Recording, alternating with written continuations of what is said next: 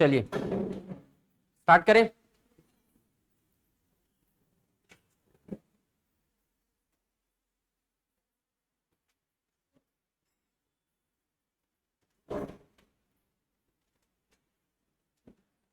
सबसे पहले तो happy independence day to all of you. आज 15 अगस्त है, ठीक है। आज ही के दिन भारत स्वतंत्र हुआ था और आप लोग भी स्वतंत्र होने वाले हैं क्लास से। लास्ट क्लास है ये मेरी, ठीक है। चलो करंट अफेयर्स का सेशन देख रहे हैं हम लोग। इसमें देखिए लास्ट के 4 मंथ से 6 मंथ है ना का करंट अफेयर्स आपके पेपर में पूछा जाएगा 27 तारीख को जो एग्जाम है, ठीक है। उसमें जो इंपॉर्टेंट टॉपिक्स हैं, है ना, पूरा तो पॉसिबल नहीं है करवाना, लेकिन जो उसमें इंपॉर्टेंट टॉपिक है जिसके आने की पॉसिबिलिटी बहुत ज्यादा है, जैसे कि छत्तीसगढ़िया ओलंपिक है, जो मंत्रिमंडल में बदलाव हुआ है वो है, वो वाले टॉपिक्स हैं, और भी इंपॉर्टेंट टॉपिक्स हैं, वो सारे थ्योरी के फॉर्म में भी जो इंपॉर्टेंट आपको जरूरी है थोड़ा सा एक्सपांड करके पढ़ना, जिसमें से कुछ भी सवाल आ सकता है, उसको मैं थ्योरी के फॉर्म में बता रहा हूं आपको, है ना। पहले अपन थ्योरी पढ़ेंगे, ठीक है, जो ज्यादा अच्छे तरीके से मतलब डीप में पूछा जा सकता है जिसको, और उसके बाद वो सारे एग्जाम में काम आएगा। अभी आपके आगे सिर्फ महिला पर्यवेक्षक में ही नहीं, पूरे एग्जाम में काम आएगा। और उसके बाद जो चीजें आपको ऊपर ऊपर से पढ़नी है उसको हम लोग बहुत सारे एमसीक्यू के कवर कर लेंगे, एमसीक्यू के फॉर्म में। अब अभी आपको जो मैं एमसीक्यू पढ़ाऊंगा उसमें डीप में जाने का जरूरत नहीं है, उसमें आपको सिर्फ बेसिक बेसिक चीजें जरूरी है। वन लाइनर आएगा व्यापम में, है ना, तो वन लाइनर ही आपको पढ़ना है। वहां पे डीप में जाने का कोशिश नहीं करेंगे आप। जितना डीप में जाना है मैं यहाँ पे लेके जा रहा हूँ आपको, जो थ्योरी पढ़ाऊंगा उसको, तो वो चीज आप लोग थोड़ा सा ध्यान रखेंगे। पीडीएफ में प्रोवाइड करवाऊंगा आप लोगों को, तो नोट डाउन करने का जो आप लोग को जरूरत है, लग रहा है कि नोट डाउन करना चाहिए, वो कर सकते हो। जिनको नहीं करना है वो मत करिएगा, आप लोग के ऊपर है, ठीक, क्योंकि इसका पीडीएफ प्रोवाइड करवाऊंगा मैं। क्लियर? चलो शुरू करें फिर।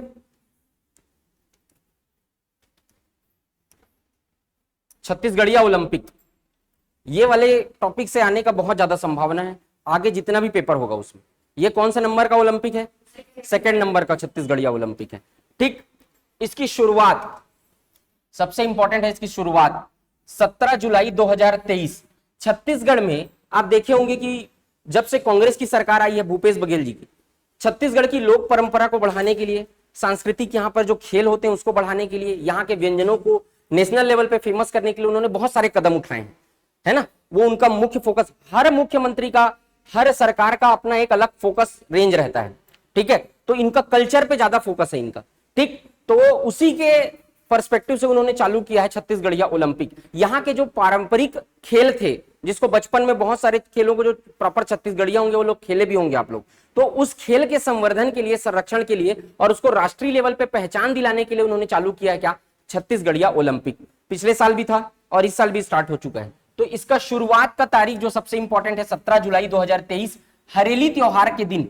हरेली त्योहार के दिन ही चालू क्यों किया गया? हरेली त्योहार के दिन से छत्तीसगढ़ी लोक परंपरा में आप देखेंगे सारे त्योहारों की शुरुआत होती है हरेली त्योहार के दिन से, ठीक है। हरेली त्योहार, तो हरेली के दिन से क्या किया गया है? इसकी शुरुआत की गई है 2023-24 छत्तीसगढ़िया ओलंपिक की। नोडल विभाग इसको जो कोऑपरेट करेगा, ठीक है, वो कौन कौन सा है? तो ग्रामीण क्षेत्र में इसको जो कोऑपरेट करने का जो काम करेगा, जो लीड करेगा, वो पंचायत एवं ग्रामीण विकास विभाग है, ठीक। तो 3 नोडल विभाग बनाए गए हैं, 2 ग्रामीण क्षेत्र में पंचायत एवं ग्रामीण विकास विभाग, है ना, और नगरीय क्षेत्र में नगरीय प्रशासन एवं नगरीय विकास विभाग।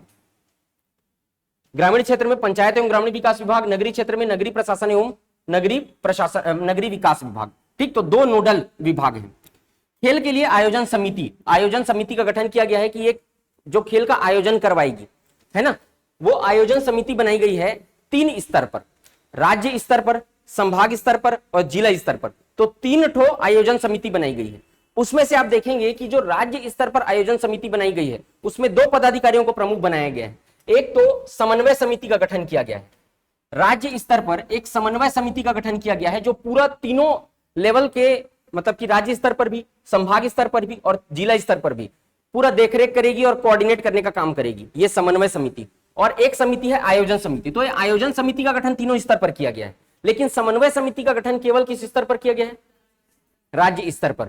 तो राज्य स्तर पर समन्वय समिति जो है उसके मुख्य पदाधिकारी जो अध्यक्ष रहेंगे वो रहेंगे मुख्य सचिव, चीफ सेक्रेटरी, मुख्य सचिव, ठीक।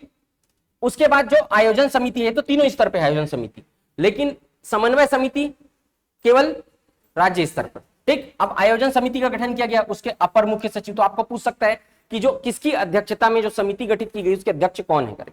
ठीक, तो यहां पे देखेंगे समन्वय समिति, उसके अध्यक्ष मुख्य सचिव हैं। आयोजन समिति जो राज्य स्तर पर आयोजन समिति है वो अपर मुख्य सचिव पंचायत एवं ग्रामीण विकास विभाग, इनकी अध्यक्षता में आयोजन समिति का गठन किया गया है। उसके बाद जब आप नीचे देखेंगे संभाग स्तर, संभाग स्तर पर जो आयोजन समिति का गठन किया गया वो संभाग आयुक्त द्वारा किया जाएगा, ठीक, उनकी अध्यक्षता में। और जिला स्तर पर आयोजन समिति का जो गठन किया गया वो जिला कलेक्टर की अध्यक्षता में किया गया। तो इस तरीके से 3 स्तर पर क्या किया गया, आयोजन समिति का गठन किया गया है ना। चलो आगे देखते हैं खेल के लिए आयोजन अवधि। तो 6 दिवसीय प्रतियोगिता का आयोजन किया जाएगा हर स्तर पर। 6 स्तर हैं, 6 स्तर पर अलग अलग प्रतियोगिताओं का आयोजन किया जाएगा। हर स्तर पर 6 दिन का प्रतियोगिता होगा। आप एक लेवल पार करेंगे, आप ऊपर के लेवल पे जाएंगे, उसके बाद जो क्रॉस करेंगे फिर ऊपर के लेवल पे। इस तरीके से अलग अलग लेवल पे 6 लेवल, अभी बताऊंगा कौन कौन सा लेवल है ना। तो कितना दिन, 6 दिन टोटल। प्रतिभागी समूह, देखो 3 आयु वर्ग के लोग इसमें भाग ले सकते हैं। कितने आयु वर्ग के, 3 आयु वर्ग के। एक पहला आयु वर्ग बहुत इंपॉर्टेंट है ना, याद रखिएगा, 18 वर्ष तक के बच्चे जो हैं वो एक आयु वर्ग रहेंगे, वो अपने अपने साथ 18 वर्ष तक के बच्चों के साथ खेलेंगे। उसके बाद दूसरा 18 से 40 वर्ष एक आयु वर्ग रहेगा, और उसके बाद तीसरा रहेगा 40 वर्ष से अधिक, जो बुजुर्गों का रहेगा, मतलब प्रौढ़ावस्था में लोगों का, बुजुर्गों का नहीं, 40 वर्ष से अधिक। तो 18 से 40 वर्ष और 40 वर्ष से अधिक। आपको पेपर में आएगा कितने आयु वर्ग के लोग पार्टिसिपेट कर सकते हैं, 1 2 3 इस तरीके का, या पेपर में दिया रहेगा आपको 18, इसमें से कौन सा आयु वर्ग के लोग शामिल नहीं है छत्तीसगढ़ ओलंपिक में। तो मैं एमसीक्यू भी करवाऊंगा इससे रिलेटेड, ओलंपिक से रिलेटेड एमसीक्यू भी करेंगे अपन, तो वो सब समझ में आ जाएगा आप लोग को। तो ये 3 आयु वर्ग के लोग इसमें क्या रहेंगे, शामिल रहेंगे। 18 वर्ष तक यानी 18 वर्ष, 18 और 18 से कम, 18 से 40 और 40 से अधिक। खेल आयोजन का स्तर, कितने स्तर पर इसको आयोजित किया जाएगा, तो टोटल 6 स्तर पर आयोजित किया जाएगा। कितना, 6 स्तर पर, है ना। तो राजीव युवा मितान क्लब, राजीव युवा मितान क्लब, ये योजना चालू की गई थी 2021 के आसपास, राजीव युवा मितान क्लब। इसके तहत क्या किया गया था कि युवाओं का समूह बनाया गया था जो छत्तीसगढ़ में बेसिक जो कुछ आयोजन हो रहे हैं या कुछ सांस्कृतिक रूप से जिसको बढ़ावा देना है कुछ चीजों को, तो उनमें ये जो आयु वर्ग का समूह है वो क्या करेगा, उसमें पार्टिसिपेट करेगा, है ना। उसको छत्तीसगढ़ सरकार जो है हर 3 महीने में 25,000 रुपए की राशि सरकार के साइड से प्रोवाइड की जाती है इसको। इस राजीव युवा मितान क्लब में जो शामिल रहते हैं सदस्य, उनको क्या किया जाता है, उस एक एक आयु वर्ग, अलग अलग क्लब बनेगा, अलग अलग राजीव युवा मितान क्लब बना है, तो हर मितान क्लब को हर 3 महीने में 25,000 की राशि प्रोवाइड की जाती है। तो एक साल में कितना, 1 लाख की राशि दी जाएगी इनको, और प्रत्येक 3 महीने में 25,000 की राशि दी जाएगी। ठीक है, इसमें 20 से मिनिमम 20 से 40 वर्ष की आयु के सदस्य रहते हैं, जो 15 से 40 वर्ष आयु वर्ग के रह सकते हैं। ठीक है, तो ये राजीव युवा मितान क्लब एक योजना थी, है ना। तो ये इसी योजना के स्तर पर क्या किया गया, इसको चालू किया गया है। अब यहाँ पे देखो राजीव युवा मितान क्लब, अब अलग अलग क्लब में ये 6-6 दिन का प्रतियोगिता होगा, है ना। उसमें से जो पार्टिसिपेट करके जो जीतेगा वो कहाँ जाएगा, जोन स्तर पर जाएगा। 8 क्लब को मिलाकर एक जोन बनाया गया है, तो 8 क्लब में जो जीतेंगे वो कैसे, कहाँ खेलेंगे, जोन में खेलेंगे। ठीक, उसके बाद विकास खंड या नगरीय क्लस्टर स्तर पे, यहां से जो जीतेगा वो यहां जाएगा। उसके बाद फिर जिला स्तर पर, उसके बाद फिर संभाग स्तर पर खेलेगा, और संभाग स्तर के बाद राज्य स्तर पर खेलेंगे। तो टोटल कितने लेयर, सबसे ज्यादा इंपॉर्टेंट यही है, 6। इस तरीके का सवाल आएगा, कितने लेयर में खेला जाएगा, 6, और निम्न में से कौन सा शामिल नहीं है स्तर, इस तरीके का सवाल है। तो टोटल, हाँ, सारे लेवल पे 6-6 दिन यहां पे लिखा हुआ है ना, यहां पे देखिए, प्रत्येक स्तर पर आयु वर्ग समूह के अनुसार 6 दिवसीय प्रतियोगिता का आयोजन किया जाएगा। ठीक, चलो, तो ये हो गया 6 ठोर इसके लेयर है। अब पारंपरिक खेल विधाएं, तो टोटल कितने खेलों को छत्तीसगढ़ की लोक संस्कृति में जितने खेल हैं उसमें से कितने खेलों को इसमें शामिल किया गया है, तो टोटल 16 खेल को शामिल किया गया है। पहले संख्या इनकी 14 थी, 2 नए खेल जोड़े गए हैं, तो सबसे ज्यादा संभावना है जो नया जोड़ा गया वही पूछेगा आपको। ठीक, तो टोटल जोड़े गए हैं इसमें कितने, 16 खेल, जिसमें से 2 नए खेल हैं, इसको तो एकदम याद करके रखना, रस्सी कूद और कुश्ती। ये 2 ठो नया शामिल किया गया जो पिछले ओलंपिक में शामिल नहीं था, तो 2 ठो नया शामिल किया गया है। अब इसमें से आपको एक सवाल और पूछा जा सकता है कि निम्न में से कौन छत्तीसगढ़ ओलंपिक के खेल समूह में शामिल नहीं है, तो उसके लिए आपको 2-4 बार इसको पढ़ना पड़ेगा। तो आप 2-4 बार पढ़ेंगे, एक बार मतलब देख के जाइएगा एक नजर में तो लगा लेंगे आप। एमसीक्यू भी सॉल्व कराऊंगा, वहां भी देखना, वहां से लग जाएगा सवाल। अब देखो इसमें गिल्ली डंडा शामिल है, पिट्ठूल शामिल है, संखली, लंगड़ी दौड़, कबड्डी, खो खो, रस्साकसी, बाटी, बिल्लस, फुगड़ी, गेड़ी दौड़, भंवरा, 100 मीटर दौड़, लंबी कूद, रस्सी कूद और कुश्ती। तो इस तरीके के 16 खेल शामिल हैं। अब पीएससी में जो इस बार 2 सवाल आया था इससे, तो एक सवाल तो गिल्ली डंडा के बारे में डिटेल पूछा था, तो मुझे बिल्कुल इस बात का ये नहीं है कि इस बार आपको पेपर में व्यापम में अगर इस तरीके का सवाल पूछा, क्योंकि गिल्ले की लंबाई पूछा था। ठीक है, 10.5 सेंटीमीटर, 10.5 सेंटीमीटर गिल्ली की लंबाई होती है। ठीक है, 10.5 सेंटीमीटर गिल्ली की लंबाई होती है, और अलग अलग है ना, जैसे कि उसकी डंडे की भी लंबाई होती है एक्यूरेट। ठीक है, और उसका जो गोले है उसका भी अलग अलग, तो वो उतना डीप में जाने का आपको अभी जरूरत नहीं है। दली खेल है गिल्ली। अब इसमें याद रखना ये दली खेल है, मतलब ग्रुप बना के खेलेंगे। 5-5 का ग्रुप होता है गिल्ली डंडा में, है ना, 5 का ग्रुप, एक टीम 5 ग्रुप 5 शामिल रहेंगे, उसके बाद अलग टीम में भी 5 लोग शामिल रहेंगे। ठीक है, तो 5-5 लोगों का ग्रुप रहता है। उसके बाद उसमें क्या क्या शामिल, तो फिर उसके बाद एक गोला बनाया जाता है ना, एक डंडा होता है, एक गिल्ली होती है, डंडा का वेट होता है 400 ग्राम के आसपास का होता है, गिल्ली का भी अलग अलग वेट होता है। तो अलग अलग तरीके का बहुत सारी चीजें इसमें अंदर घुसेंगे। तो अभी गिल्ली डंडा के बाद आपको सबका पढ़ना पड़ेगा फिर वैसा डिटेल में, अभी रिक्वायरमेंट नहीं है, पीएससी में पूछता है पेपर में। ठीक है, तो मैं अभी इतना ही बता रहा हूं कि गिल्ली की लंबाई कितनी होती है, 10.5 सेंटीमीटर की होती है। ठीक, अब 2 दली खेल है, 5-5 लोग एक एक ग्रुप में शामिल होते हैं, वो गिल्ली को मारते हैं, उसके बाद फिर वो नापा जाता है डिस्टेंस, वो अलग अलग फिर प्रोसेस होता है उसका पूरा। ठीक, तो ये है, इसमें से ये दोनों को याद रखना, रस्सी कूद और कुश्ती, ये 2 नया शामिल किया गया है। क्लियर? अच्छा, इसका शुभंकर सबसे इंपॉर्टेंट, इसका शुभंकर बनाया गया है बछरू। बछरू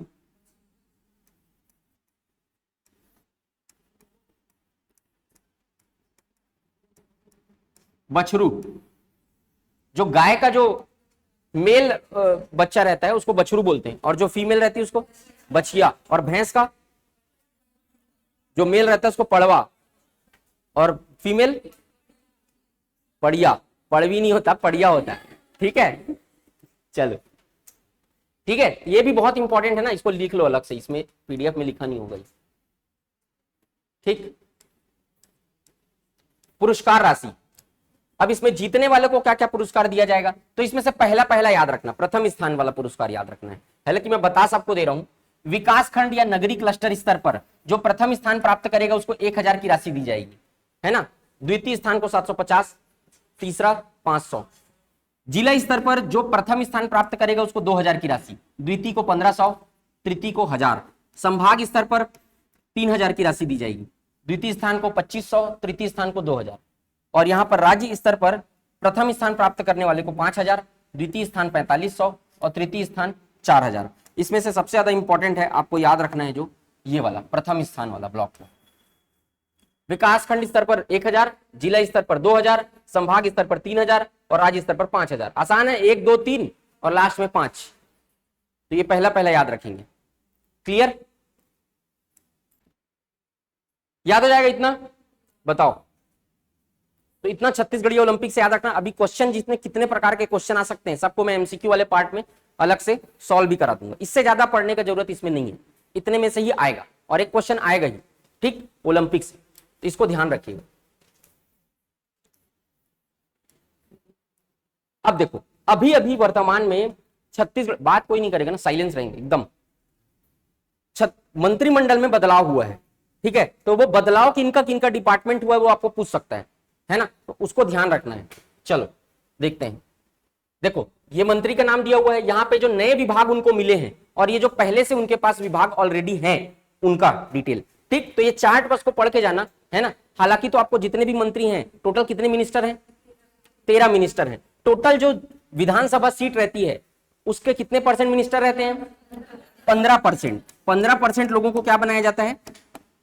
मंत्री पद दिया जाता है। तो छत्तीसगढ़ में टोटल 13 मंत्री हैं, है ना, टोटल 13 मंत्री हैं। तो सबका डिपार्टमेंट आपको एक तो ध्यान रखे रहना, डिपार्टमेंट और उनका क्या, किस क्षेत्र से वो विधायक चुन के आए हैं वो ध्यान रखे रहना। लेकिन सबसे ज्यादा इंपॉर्टेंट अभी पूछेगा अगर, तो जो चेंज हुआ है डिपार्टमेंट वही पूछेगा। तो अब इसमें देख लो, टी.एस. सिंहदेव को नया विभाग दिया गया है, ऊर्जा विभाग, ठीक है। ऊर्जा विभाग पहले भूपेश बघेल जी के पास था, है ना, मुख्यमंत्री के पास रहता है ऊर्जा विभाग, है ना। तो वो दिया गया कि इनको टी एस सिंहदेव जी, उनके पास पहले से जो विभाग थे वो भी पूछ सकते हैं, क्योंकि इनके विभाग में चेंज हुआ है ना। तो छत्तीसगढ़ के प्रशासनिक वाला पोर्शन से अगर पूछेगा तो इनका पुराना विभाग पूछा तो वो छत्तीसगढ़ वाला का क्वेश्चन हो गया, अब अगर नया विभाग पूछा तो डिपार्टमेंट मतलब करंट अफेयर्स का क्वेश्चन हो गया। वैसे ही घुमा घुमा के देखो, लोक स्वास्थ्य और परिवार कल्याण उनके पास पहले से डिपार्टमेंट था, चिकित्सा शिक्षा पहले से था, 20 सूत्री का कार्यान्वयन पहले से था, वाणिज्यिक कर जीएसटी विभाग पहले से था उनके पास, एक एक्स्ट्रा विभाग जुड़ा है ऊर्जा विभाग।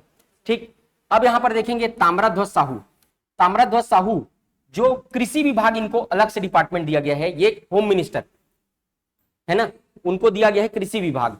तो ये पहले से लोक निर्माण, गृह, जेल, धार्मिक न्यास और धर्मस्व पर्यटन मंत्री, ये पहले से ये डिपार्टमेंट है इनके पास। इनको एक अलग डिपार्टमेंट दिया गया है, एग्रीकल्चर डिपार्टमेंट, ये पहले था रविंद्र चौबे के पास, ये भी याद रखना है, रविंद्र चौबे कृषि मंत्री थे, ये पहले था भूपेश बघेल।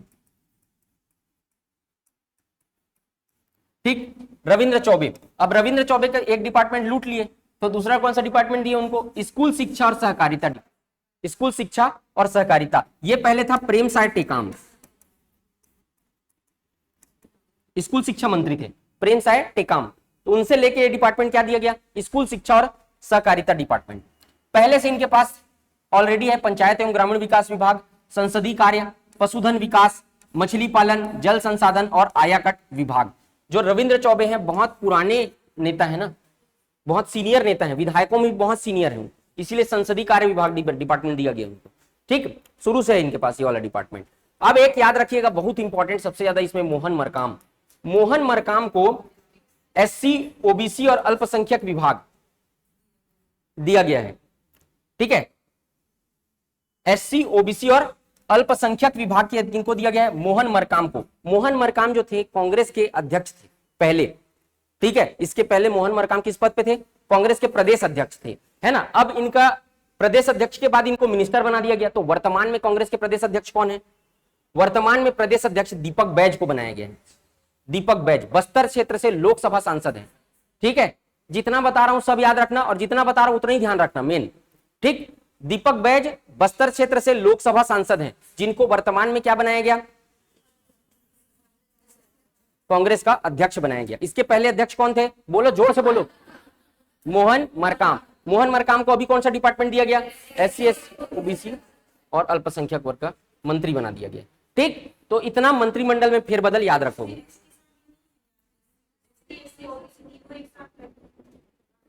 एसटी भी शामिल है ना, इसको ध्यान रखना।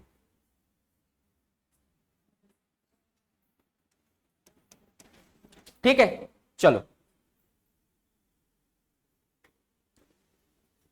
हाँ, प्रदेश के पहले उप मुख्यमंत्री टीएस सिंहदेव को बनाया गया, तो पता ही होगा आप लोग को, इसमें बहुत ज्यादा कुछ पूछ नहीं सकता। इसमें उप मुख्यमंत्री का जो पद है वो संविधान में उल्लेखित नहीं है, वो केवल अपनी सुविधा के अनुसार बनाया जाता है उप मुख्यमंत्री का पद, तो उनको दे दिया गया है उप मुख्यमंत्री का पद। प्रोटोकॉल में पोर्टफोलियो के हिसाब से देखेंगे तो दूसरे नंबर का, मुख्यमंत्री के बाद सबसे बड़ा पद पोर्टफोलियो के आता है, लेकिन इस पद का संविधान में कोई उल्लेख नहीं है, इसलिए कोई डिटेल इसको पढ़ने का जरूरत आपको नहीं पड़ेगा। अगर पूछेगा ही तो सबसे पहले उप मुख्यमंत्री प्रदेश के किसको बनाया गया है, तो टीएस सिंहदेव को बनाया गया है।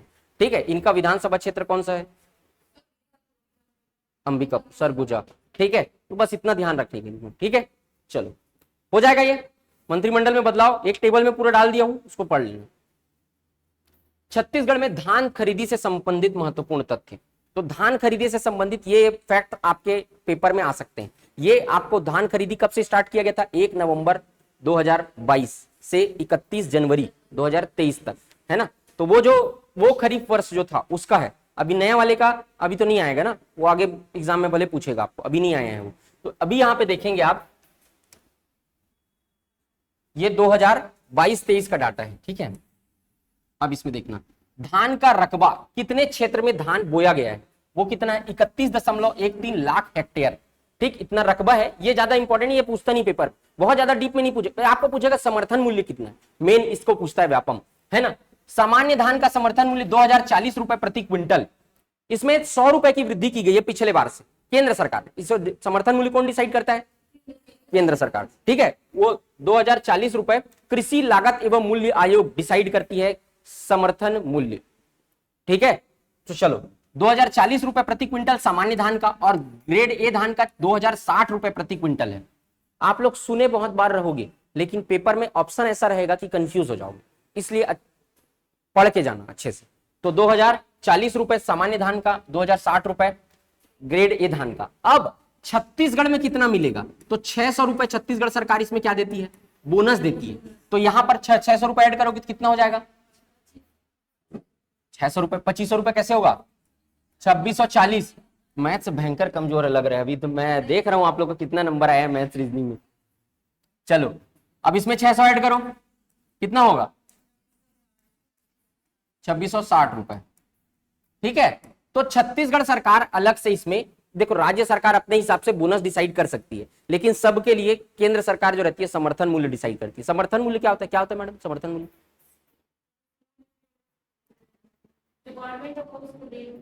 हाँ, मिनिमम सपोर्ट प्राइस है ना। चलो तो ये 2060 रुपए प्रति क्विंटल ये हो गया। ठीक है, तो ये जो धान बोनस देगी उस राज्य सरकार देगी, प्रॉपर छत्तीसगढ़ में मिलता है, अलग अलग राज्य में अलग अलग फिर उसको एक्सटेंड भी कर सकते हैं। ये मेन याद रखना इसको, ठीक है। इसको पूछेगा तो बोनस एक्स्ट्रा करके पूछ सकता है।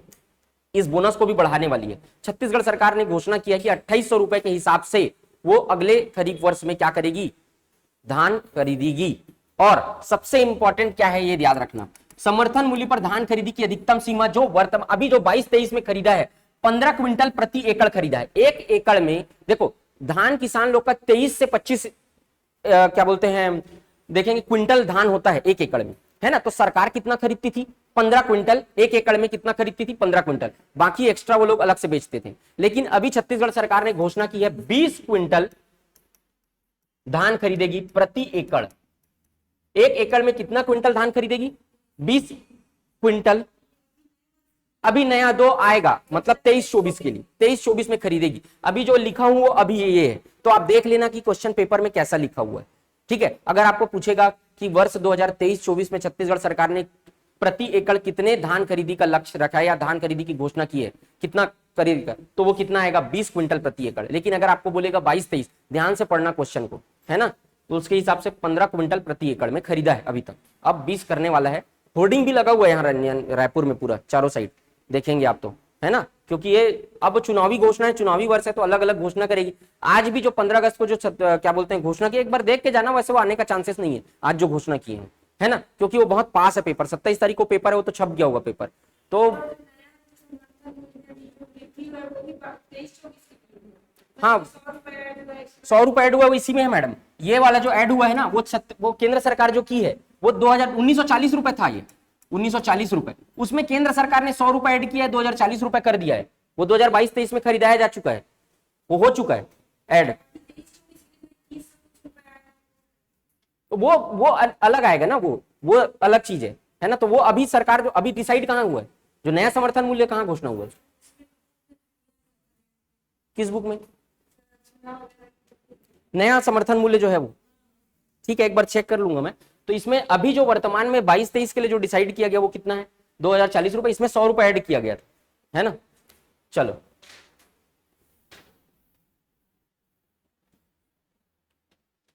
देखो, और मिलेट क्रॉप जो मोटा अनाज है ना, उसके लिए भी राज्य सरकार ने क्या करेगा, समर्थन मूल्य पे खरीदी करेगी उसकी। जैसे कोदो का 3000 रुपए प्रति क्विंटल के हिसाब से, ये बहुत इंपॉर्टेंट है ना। इससे भी ज्यादा इंपॉर्टेंट क्या है, ये पहली बार समर्थन मूल्य पे खरीदी कर रहा है छत्तीसगढ़ सरकार। मिलेट मिशन के बारे में थोड़ा सा मैं आपको बताऊंगा भी, क्योंकि मिलेट मिशन बहुत मतलब चर्चित मिशन है ना, जिसमें मोटे अनाज को कोदो, कुटकी, रागी सबको क्या किया जा रहा है, बढ़ावा दिया जा रहा है। थोड़ा सा बताऊंगा भी उसके बारे में। तो इसमें देखना, कोदो 3000 रुपए प्रति क्विंटल के हिसाब से समर्थन मूल्य, कुटकी 3100 रुपए प्रति क्विंटल और रागी 3578 रुपए प्रति क्विंटल के हिसाब से खरीदा जा रहा है समर्थन मूल्य पर। इसको पहले नहीं खरीदा जाता था, इस बार से क्या किया जा रहा है, खरीदा जा रहा है। तो ये इसका समर्थन मूल्य है। इस समर्थन मूल्य को अच्छे से याद करके जाना। अब इसमें यहाँ पे देखेंगे आप, यहाँ पे देख लो, 3000 रुपए कोदो, 3100 रुपए कुटकी और 3578 रुपए रागी। ये तीनों ही क्या है, मोटे अनाज है। ठीक है, चलो, कोदो, कुटकी और रागी का समर्थन मूल्य तय करने वाला देश का पहला राज्य है छत्तीसगढ़। इसलिए ये क्या हो जाता है, बहुत ज्यादा इंपॉर्टेंट है। इसको अच्छे से पढ़ के जाना। मिलेट मिशन के बारे में पढ़ेंगे भी अभी। चलो, पद्मश्री, 3 लोगों को पद्मश्री मिला है, पद्मश्री सम्मान, है ना। तो किसको किसको मिला है, घोषणा गणतंत्र दिवस के दिन की जाती है। 3 लोगों का नाम याद रखना, वो किस क्षेत्र से है वो याद रखना, बस डोमार सिंह कुंवर, डोमार सिंह कुंवर। अच्छा, इसमें तीनों याद रखना ना, पद्मश्री के बारे में पेपर में आता ही है, व्यापम में या पीएससी भी पूछता है ना, तो एक क्वेश्चन रहता ही है इसमें से पद्मश्री से। तो यहाँ पे देखना डोमार सिंह कुंवर, ये निवासी है बालोद जिला के ग्राम लाटाबोड़ की, जिला याद रखना, बालोद जिला के निवासी हैं। कला के क्षेत्र में इनको मिला है, बहुत ज्यादा इंपॉर्टेंट है, किस क्षेत्र में मिला है ये भी पूछता है, नाचा के क्षेत्र में। छत्तीसगढ़ की विलुप्त होती नाचा की कला को देश से लेकर विदेशों तक ख्याति दिलाई डोमार सिंह कुंवर ने। ठीक है, तो डोमार सिंह कुंवर को क्या मिला है, पद्मश्री मिला है। ठीक है, दूसरा अजय कुमार मंडावी, अजय कुमार मंडावी, तो डोमार सिंह कुंवर, अजय कुमार मंडावी, ये कांकेर जिला ग्राम गोविंदपुर के निवासी हैं। काष्ठ शिल्प कला में गोंड ट्राइबल कला का समागम किया। इसमें देखोगे ये अजय कुमार मंडावी है, ये अजय कुमार मंडावी, इन्होंने लगभग 43 से 45 नक्सलियों को ये काष्ठ कला शिल्प सिखाया। ये आप देखेंगे काष्ठ शिल्प कला इसको सिखाया है ना, और उनको क्या किया, उनको एक तरीके से रोजगार मिला उसके माध्यम से। फिर ड्रास्टिक चेंज लाया, नक्सलियों को नक्सलवाद को छोड़वा के उनको काष्ठ कला के क्षेत्र में विकसित करना, और बहुत से लोगों इससे प्रभावित हुए है ना। काष्ठ कला से संबंधित है ये, काष्ठ कला में गोल्ड ट्राइबल कला का समागम किया इन्होंने, तो उस क्षेत्र में इनको क्या मिला, पद्मश्री मिला है। कलाकृतियों का बेजोड़ नमूना तैयार करने के लिए पद्मश्री सम्मान से नवाजा जाएगा। कौन से जिला से संबंधित है, कांकेर, मतलब नवाजा गया है, वो मिल गया। ठीक है, चलो पद्मश्री सम्मान। अब देखो उषा बारले दुर्ग जिला से संबंधित है, इन्हें पंडवानी गायन के क्षेत्र में पद्मश्री सम्मान से सम्मानित किया गया है। पंडवानी के क्षेत्र में विशेष ख्याति प्राप्त कलाकार कौन है छत्तीसगढ़ में, तीजन बाई। ठीक, ये उषा बारले को मिला है पद्मश्री। लंदन एवं न्यूयॉर्क जैसे शहरों में पंडवानी की प्रस्तुति दी। उषा बारले, अजय कुमार मंडावी है ना, और ये डोमार सिंह कुंवर। तो किस क्षेत्र में मिला है, किस जिले से संबंधित है, और किनको किनको मिला है, ये तीन चीज याद रखना है इसमें से। तीनों ही यहां पर मैं लिख दिया हूं है ना, इसको ध्यान रखिएगा। ठीक, पद्मश्री याद हो जाएगा। आगे देखते हैं, तीजन बाई को संगीत नाटक एकेडमी अवार्ड का फेलोशिप सम्मान मिला है। फेलोशिप में पुरस्कार राशि दी जाती है ना, तीजन बाई को। तो इसमें से याद रखेंगे छत्तीसगढ़ की सुप्रसिद्ध पंडवानी गायिका पद्म विभूषण श्रीमती तीजन बाई को। पेपर में एक बार ऐसा भी आया था कि इनको कौन कौन सा सम्मान मिला है करके, क्योंकि पद्म भूषण, पद्म विभूषण, पद्मश्री, जो तीनों ही जो हाईएस्ट लेवल के अवार्ड है इनको तीजन बाई को मिल चुका है। इसलिए इनको कभी कभी पेपर में घुमा के ये भी पूछ देता है कि कौन कौन से इनको अवार्ड मिले हैं या नहीं मिले हैं, तो उसको ध्यान रखना। इनको राष्ट्रपति द्रौपदी मुर्मू ने संगीत नाटक एकेडमी फेलोशिप अवार्ड दिया है। 1988 में इनको पहला पद्मश्री अवार्ड मिला था। ठीक, 2003 में पद्म भूषण मिला, 2019 में पद्म विभूषण मिला। इनको 6-7 प्रकार का सम्मान मिला है, लेकिन अभी आपको 3 याद रखना मेन इंपॉर्टेंट, कि पद्मश्री, पद्म विभूषण और पद्म भूषण। ये भी याद रखना कि तीनों ही पुरस्कार किसको मिला है छत्तीसगढ़ में, तीजन बाई है ना, तो वो भी पेपर में आया है एक बार। तीनों ही पुरस्कार, तीनों ही बड़े पुरस्कार किनको मिला है, तीजन बाई को मिल चुका है। भिलाई स्टील प्लांट में डीजीएम के पद पे 2016 में रिटायर हो चुकी हैं, और तीजन बाई को 2017 में खैरागढ़ संगीत विश्वविद्यालय से डीलिट की उपाधि भी दी गई। ठीक है, खैरागढ़ संगीत विश्वविद्यालय से डीलिट की उपाधि भी दी गई। तो थोड़ा सा अंदर जाके भी याद रखना है ना, कि कौन कौन सा अवार्ड, तो छत्तीसगढ़ में भी पूछ देता है, करंट अफेयर्स में ही पूछे ऐसा जरूरी नहीं है। छत्तीसगढ़ में पुरस्कार वाले पोर्शन में इसी को पूछ देता है कि क्या बोलते हैं, तीनों अवार्ड बड़े सम्मान किसको मिले हैं, तो इस तरीके से याद रखिएगा। ठीक, तीजन बाई। विश्वभूषण हरिचंदन छत्तीसगढ़ के नए राज्यपाल बनाए गए हैं, तो इनका क्रम भी पूछ सकता है ना, तो वो सब ध्यान रखना। तो देखो विश्वभूषण हरिचंदन 23 फरवरी 2023 को शपथ लिया इन्होंने। ठीक, उच्च न्यायालय के मुख्य न्यायाधीश न्यायमूर्ति अरूप कुमार गोस्वामी ने इनको शपथ दिलाया। अब वर्तमान में जो मुख्य न्यायाधीश है छत्तीसगढ़ के, वो है रमेश सिन्हा। ये भी याद रखना, कौन है, रमेश सिन्हा। ये अरूप कुमार गोस्वामी 14 क्रम के थे। ठीक, ये 15वें क्रम के हैं। ये जो राज्यपाल हैं, देखो इनको शपथ दिलाया था अरूप कुमार गोस्वामी ने। वर्तमान में चीफ जस्टिस कौन है छत्तीसगढ़ के, रमेश सिन्हा। ठीक, इनका जो क्रम है राज्यपाल के रूप में, बतौर राज्यपाल 9वां क्रम है, 9th नंबर के राज्यपाल हैं। ठीक, पहले राज्यपाल छत्तीसगढ़ के कौन थे, DN सहाय। ठीक है, दिनेश नंदन सहाय पहले राज्यपाल। विश्वभूषण हरिचंदन इनके पूर्व आंध्र प्रदेश के राज्यपाल के रूप में कार्य कर चुके। कभी कभी पेपर में भी पूछ देता है इससे पहले कहां के राज्यपाल थे, है ना, तो कहां के थे, आंध्र प्रदेश के राज्यपाल के रूप में कार्य कर चुके हैं। उड़ीसा के निवासी हैं, और भारत के राष्ट्रपति के द्वारा राज्यपाल की नियुक्ति होती है। क्रम को मैंने याद रखना, 9th नंबर का क्रम है। राज्यपाल की पदावधि राष्ट्रपति के प्रसाद पर्यंत तक पद धारण करते हैं। प्रसाद पर्यंत का मतलब क्या होता है, इच्छा अनुसार, हाँ, जब तक राष्ट्रपति चाहे। है ना, तारीख से 5 वर्ष तक इनकी कार्यकाल रहेगा। ठीक, तो याद रहेगा, याद कर लेंगे। बहुत इसको आसान करके मैंने यहाँ पे डाला है, ठीक है ना, पूरा पॉइंट पॉइंट में तोड़ तोड़ के इसी तरीके से लिखना, मतलब इसी तरीके से याद करना, आसानी से याद हो जाएगा। चलो,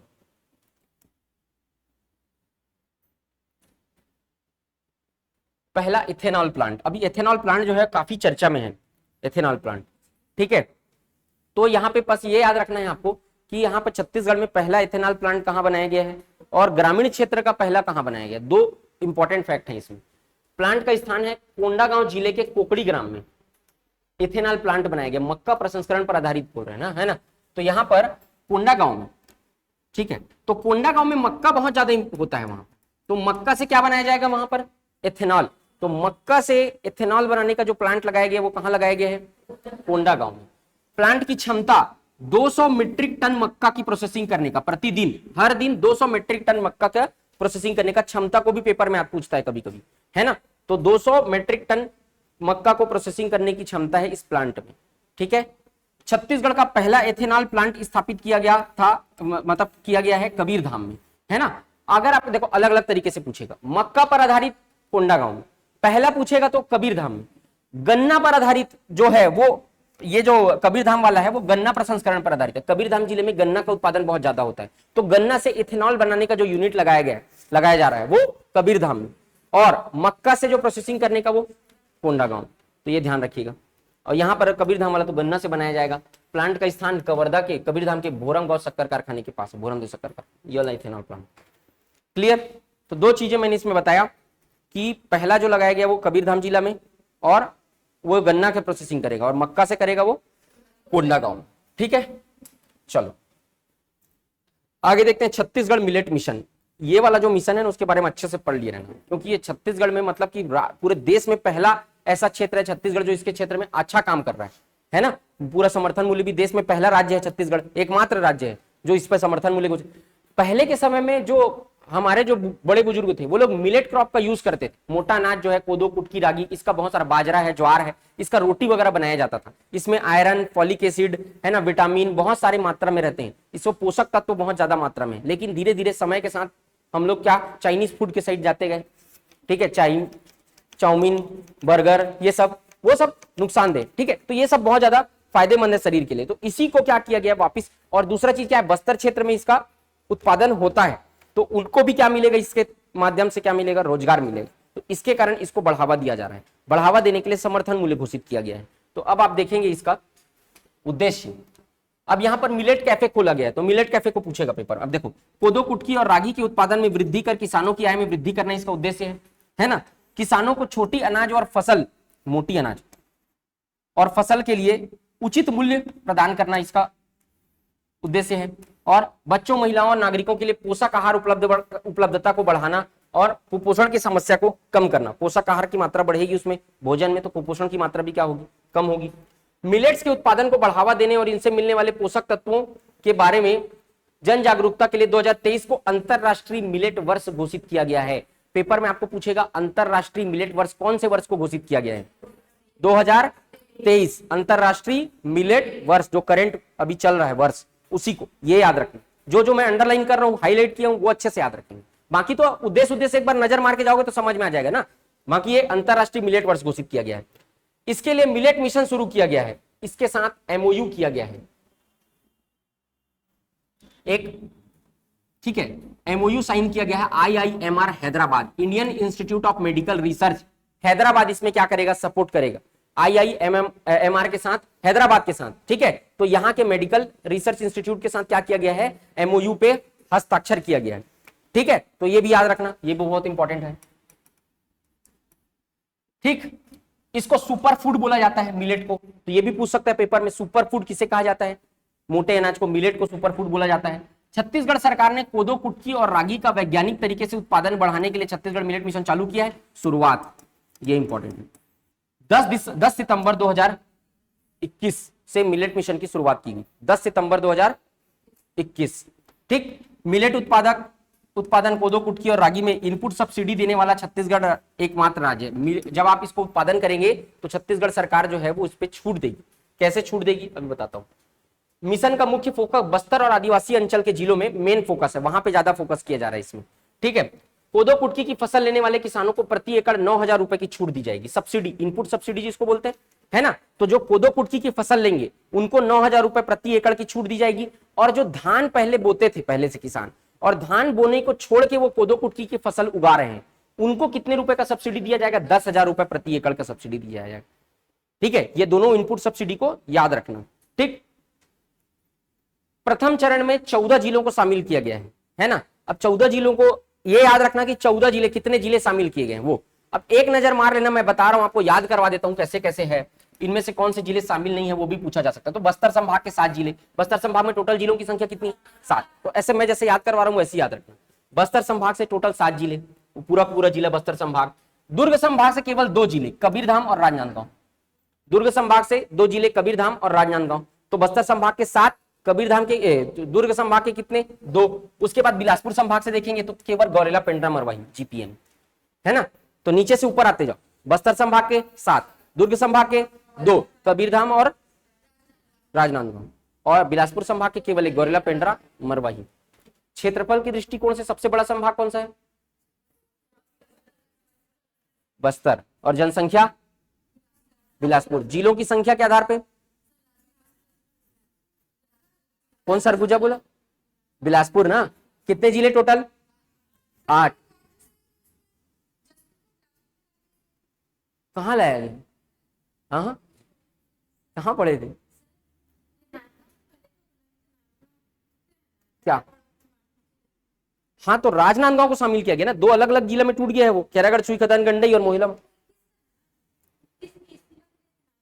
वर्तमान में ही इसी में है अभी शामिल, वो अलग हो गया, वो अलग हो गया, अभी राजनांदगांव जिला शामिल है, वहां पे 2 टूट गया है, उसको छोड़ो ना आप, जो राजनांदगांव जिला था बस उसी को शामिल किया गया। ठीक, तो बिलासपुर संभाग से गौरेला, पेंड्रा, मरवाही, और क्या बच गया भाई? तो ये हो गया 7, 2, 9 और 1, 10। सरगुजा संभाग से 4 जिले, सरगुजा संभाग से 4 जिले, कोरिया, सूरजपुर, जशपुर और बलरामपुर। तो कौन कौन सा छोड़ दिया गया इसमें से?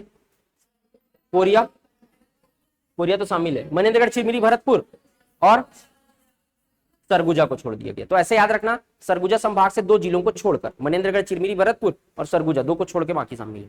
तो याद हो जाएगा, बस्तर संभाग से 7, दुर्ग संभाग से 2, बिलासपुर संभाग से 1 और सरगुजा संभाग से सरगुजा और गौरेला, पेंड्रा, मरवाही को छोड़, ऐसे याद किया करो जिला। ठीक है, तो ये टोटल ये याद रखना ज्यादा इंपॉर्टेंट है कि 14 जिला शामिल है ना। ठीक, 21 जिलों के 85 विकासखंडों में मिलेट का उत्पादन होता है छत्तीसगढ़ में।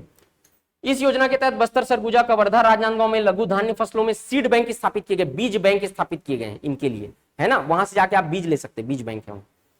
समर्थन मूल्य तो बता चुका हूं, 3,031 और 3,578। ठीक, मिलेट मिशन को छत्तीसगढ़ राज्य का पोषक अनाज अवार्ड 2022 भी मिला है ना। तो ये भी ध्यान रखेंगे, तो इतना चीज याद रखेंगे, इससे कोई भी सवाल आ सकता है ना, बहुत इंपॉर्टेंट है ये। राजनांदगांव में प्रदेश का पहला पंचायत कैफे, पहला पंचायत कैफे। राजनांदगांव जिले के विकासखंड मुख्यालय छुरिया में पंचायत कैफे का शुभारंभ किया गया है।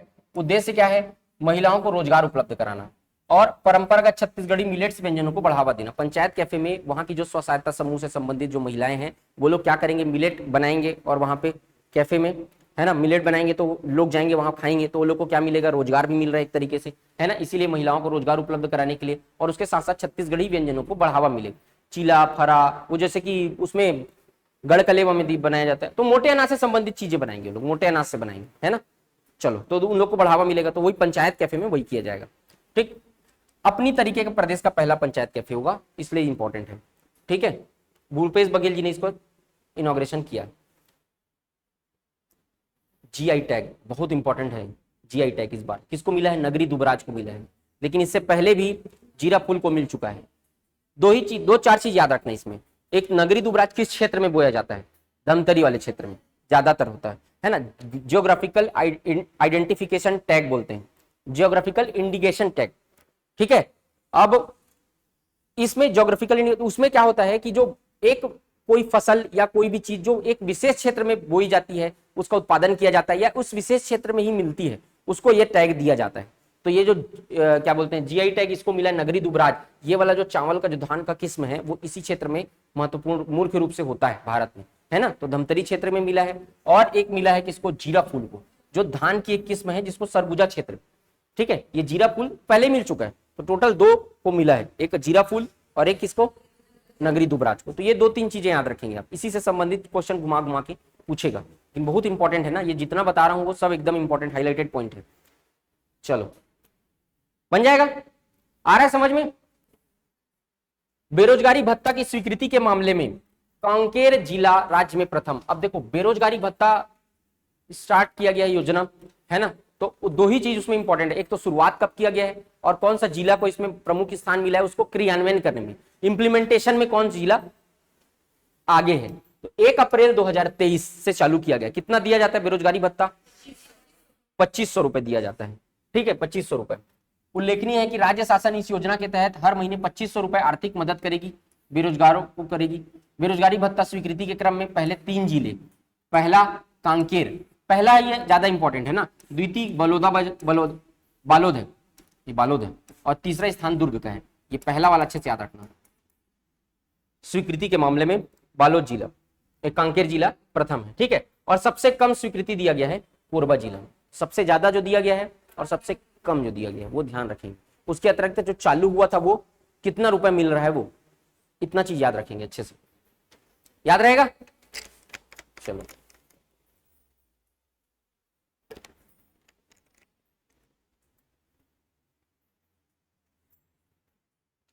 वर्ल्ड मलखम चैंपियनशिप में छत्तीसगढ़ के 4 खिलाड़ियों का चयन हुआ है। वर्ल्ड मलखम चैंपियनशिप में 4 खिलाड़ियों का, यह भी बहुत इंपॉर्टेंट है। यह भूटान में आयोजित हुआ था 9 से 12 मई के बीच, 9 से 12 मई के बीच। तो छत्तीसगढ़ से 3 खिलाड़ी गए, नारायणपुर जिले के, है ना, कहां हुआ था आयोजन, भूटान। नारायणपुर जिले में स्थित मलखंब एकेडमी के संतोष सोरी, संताय पोटाई और जयंती कचलाम, ये तीनों, ठीक, संतोष सोरी, संताय पोटाई और कौन, जयंती कचलाम, ये तीनों, है ना, नारायणपुर में मलखंब एकेडमी के हैं ये लोग तीनों, वहां पर ट्रेनिंग लिए और उसके बाद इस प्रतियोगिता में भाग लिए। जबकि पामगढ़ से अखिलेश कुमार का चयन हुआ है। तो यहां पर अगर कहीं बोलेगा नारायणपुर जिले से, तब यहाँ पे 3 आएगा, तो टोटल कितना का चयन हुआ है, 4, है ना। चलो ये तीनों जो थे वो मलखंब एकेडमी से संबंधित थे, है ना। वर्ल्ड मलखंब चैंपियनशिप में इंडिया का प्रतिनिधित्व करते हुए तीनों खिलाड़ियों ने गोल्ड मेडल हासिल किया। अब ये कितना इंपॉर्टेंट है सोचो, वहां पर गोल्ड मेडल भी जीता इन तीनों ने, ये तीनों खिलाड़ियों ने, संतोष सॉरी, संताय पोटाई और जयंती कचलाम ने गोल्ड मेडल जीता। क्लियर, इतना पढ़ के जाएंगे इसमें। चलिए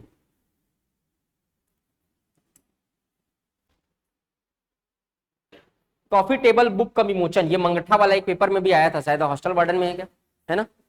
चलिए इसको मैंने करंट अफेयर्स का जो सेशन लिया था यूट्यूब पे जो डला हुआ उसमें भी पढ़ाया था मैंने इसको।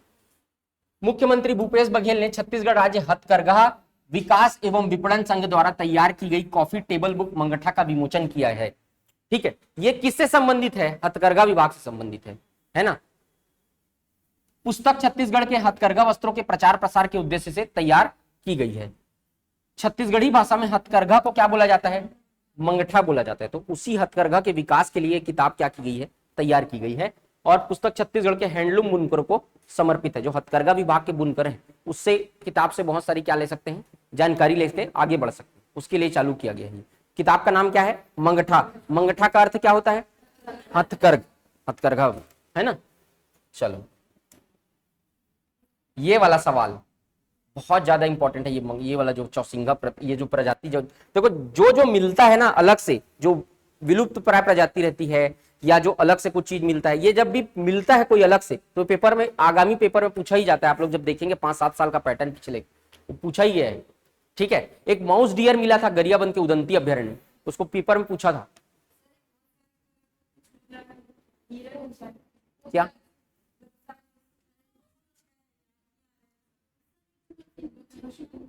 क्या, हाँ अभी ये 2 चीज देखना ज्यादा इंपॉर्टेंट, चौसिंगा हिरण और ये चमगादड़ जो मिला है, ठीक है, इसको देखना। ये देखो छत्तीसगढ़ के एकमात्र नेशनल पार्क कांगेर घाटी राष्ट्रीय उद्यान में चौसिंगा हिरण को देखा गया है। अब आप लोग बोलोगे हिरण तो बहुत जगह पाया जाता है, तो 4 सिंग वाला हिरण है ये 4 तो सिंग है इसका, 1 2 3 4 4 सिंग है इसका, तो चौसिंगा हिरण बोलते हैं इसको। चौसिंगा हिरण को देखा गया है।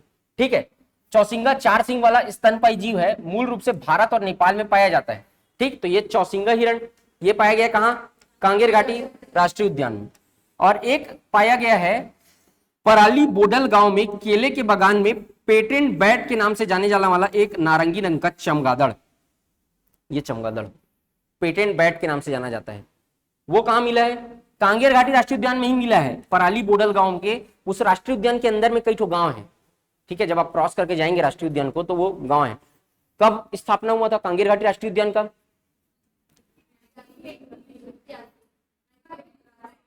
1981 नहीं मैडम, 2 है, 1982 है। ठीक है, कांगेर घाटी राष्ट्रीय उद्यान है ना। कौन सी नदी बहती है? कांगेर नदी। और क्या क्या चीज प्रसिद्ध है वहां? कुटुमसर गुफा, ठीक है, हाँ, क्रोकोडाइल पार्क, तितली पार्क भी है।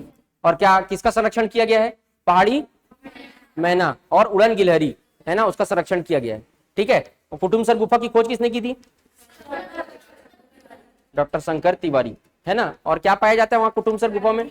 अंधी मछली पाई जाती है जिसका नाम क्या है? शंकराई। सब चीज याद रखना, सब चीज पूछा। और छत्तीसगढ़ का सबसे छोटा राष्ट्रीय उद्यान है, कितना वर्ग किलोमीटर क्षेत्रफल?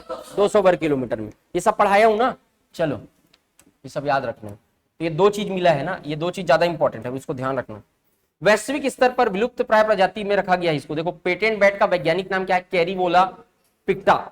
ठीक है, इसको विलुप्त प्राय प्रजाति है इसलिए ज्यादा इंपॉर्टेंट। अब मिला बहुत सारा चीज है छत्तीसगढ़ में अलग अलग जगह में ना। अब ये नहीं कि 50 चीज मिला सबको पढ़ते बैठ रहे हो। जो इंपॉर्टेंट है, जो विलुप्त प्राय प्रजाति है उसको मेन इंपॉर्टेंट वो देखना है। तो हर 2 महीने में कहीं कहीं कुछ ना कुछ मिलते रहता है। ठीक है, चलो यह प्रजाति बांग्लादेश, ब्रुनोई, बर्मा, कंबोडिया, चीन ये सब जगह पाया जाता है। श्रीलंका, थाईलैंड, वियतनाम में पाया जाता है। तो ये 2 चीज याद रखना। ठीक, G20 समिट ये नेशनल करंट अफेयर्स के पर्सपेक्टिव से भी बहुत इंपॉर्टेंट है और छत्तीसगढ़ के लिए G20 के लिए स्पेशल एक तो वीडियो बनाया था मैं यूट्यूब में। कौन कौन देखा है? हाँ, उसको अच्छे से देख के जाना। G20 बहुत हाईलाइटेड टॉपिक है इंडिया में। वो इंडिया के करंट अफेयर्स में उस क्वेश्चन पेपर में पूछा ही जाएगा। और छत्तीसगढ़ में भी उसका एक सम्मेलन हो रहा है, मीटिंग सितंबर में है ना। इसलिए यहां पर मैं बता रहा हूं, दोनों के पर्सपेक्टिव से बता दे रहा हूं, इंडिया के भी और छत्तीसगढ़ के भी। तो याद रखना G20 क्या चीज है? 20 देशों का एक समूह है जो आर्थिक रूप से एक दूसरे की मदद करते हैं। आर्थिक कोई इकोनॉमिक क्राइसिस आ गया तो एक दूसरे की क्या करते हैं वो लोग? मदद करने के लिए इस संगठन की नींव रखी गई है। पहले यहां पर केवल केंद्रीय बैंक के गवर्नरों को शामिल किया गया था सब शुरू में इसका, जब 1999 में इसकी स्थापना हुई तब। लेकिन बाद में 2007 में इसमें राष्ट्राध्यक्षों को भी जोड़ दिया गया। सब देश के जो 20 देश हैं उसके राष्ट्राध्यक्षों, राष्ट्र प्रमुखों को भी क्या किया गया? इसमें जोड़ा गया है। अब इसमें क्या होता है? ट्रोइका, ट्रोइका एक टर्मिनोलॉजी है, याद रखिएगा। 3 देश ट्रोइका में शामिल होते हैं। जो पिछला देश है, जो पिछले बार जिसमें हुआ है, इंडोनेशिया में 2022 में हुआ है। इंडोनेशिया ने प्रतिनिधित्व किसको सौंपा? भारत को सौंपा। तो अभी वर्तमान में 2023 में अध्यक्षता कौन कर रहा है? भारत। और भारत किसको सौंपेगा? ब्राजील को। तो इन 3 देशों के समूह को बोला जाता है ट्रोइका। तो ट्रोइका क्या है समझना। अब ये जो G20 होती है उसके भी 2 कार्य समूह होते हैं, एक वित्त समूह होते हैं और एक और समूह होता है। तो 2 समूह होता है ना। तो ये वित्त समूह का जो बैठक है वही छत्तीसगढ़ में हो रहा है सितंबर में। ठीक है।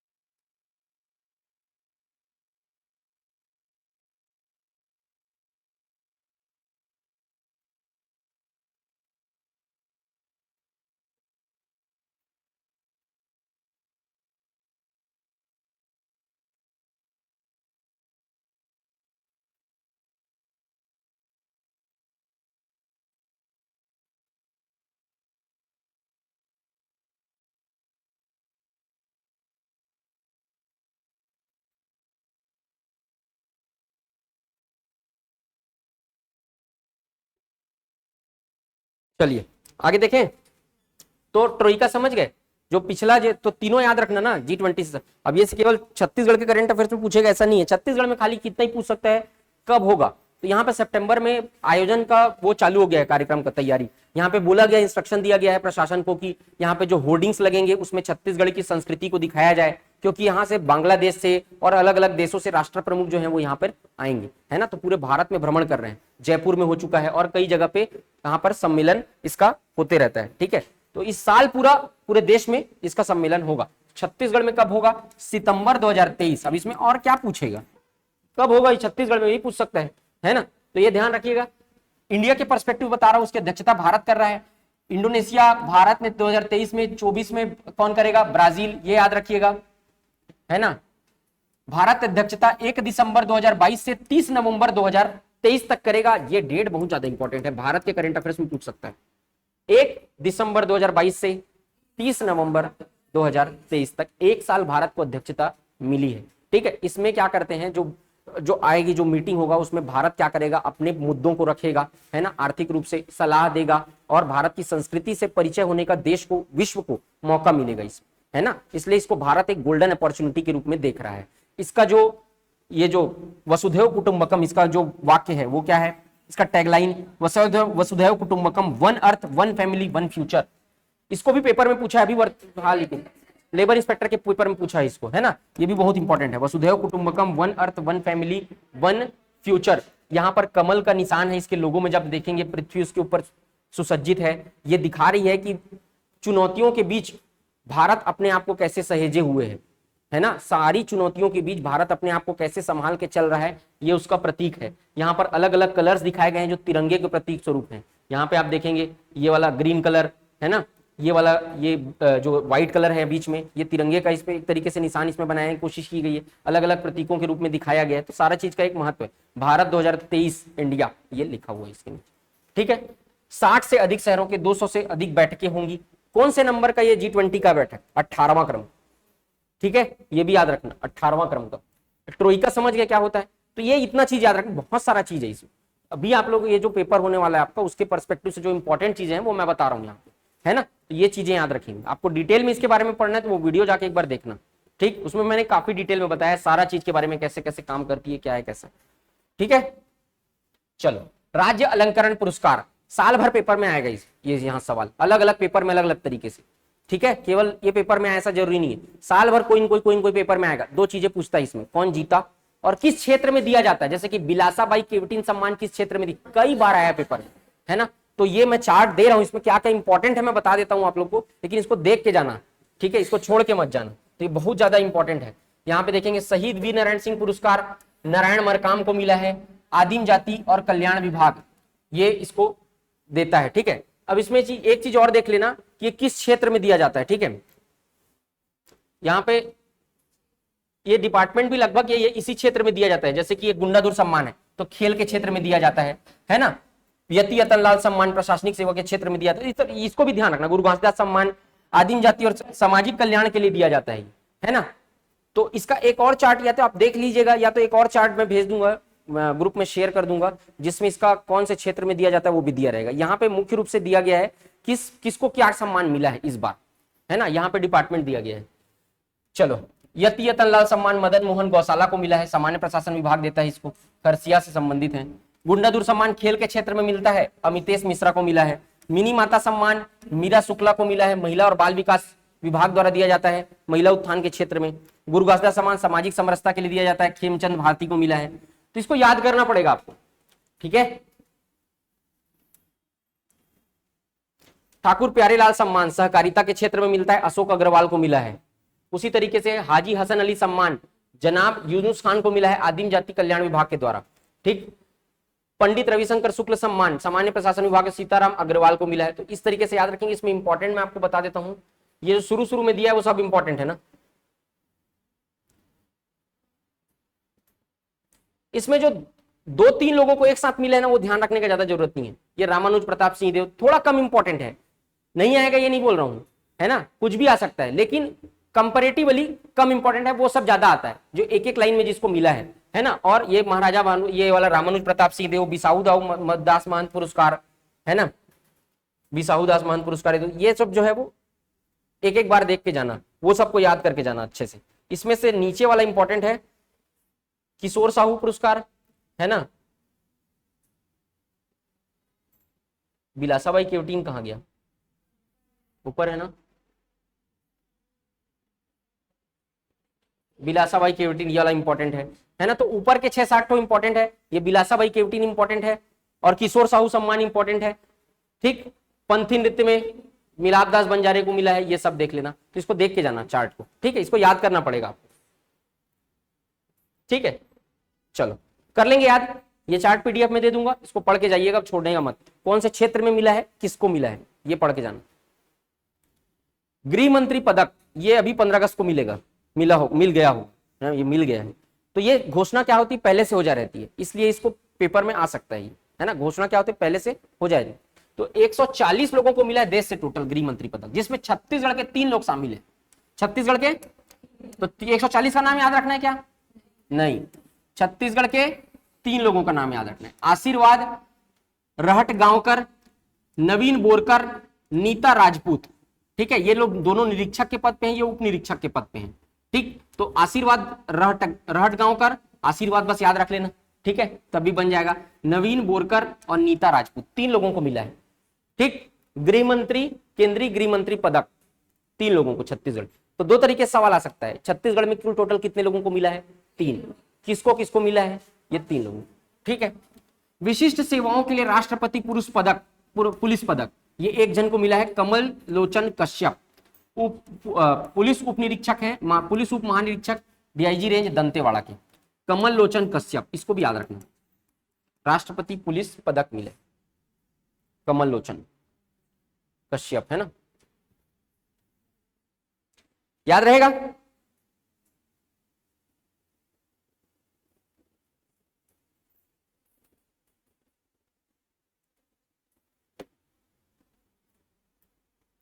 हो गया।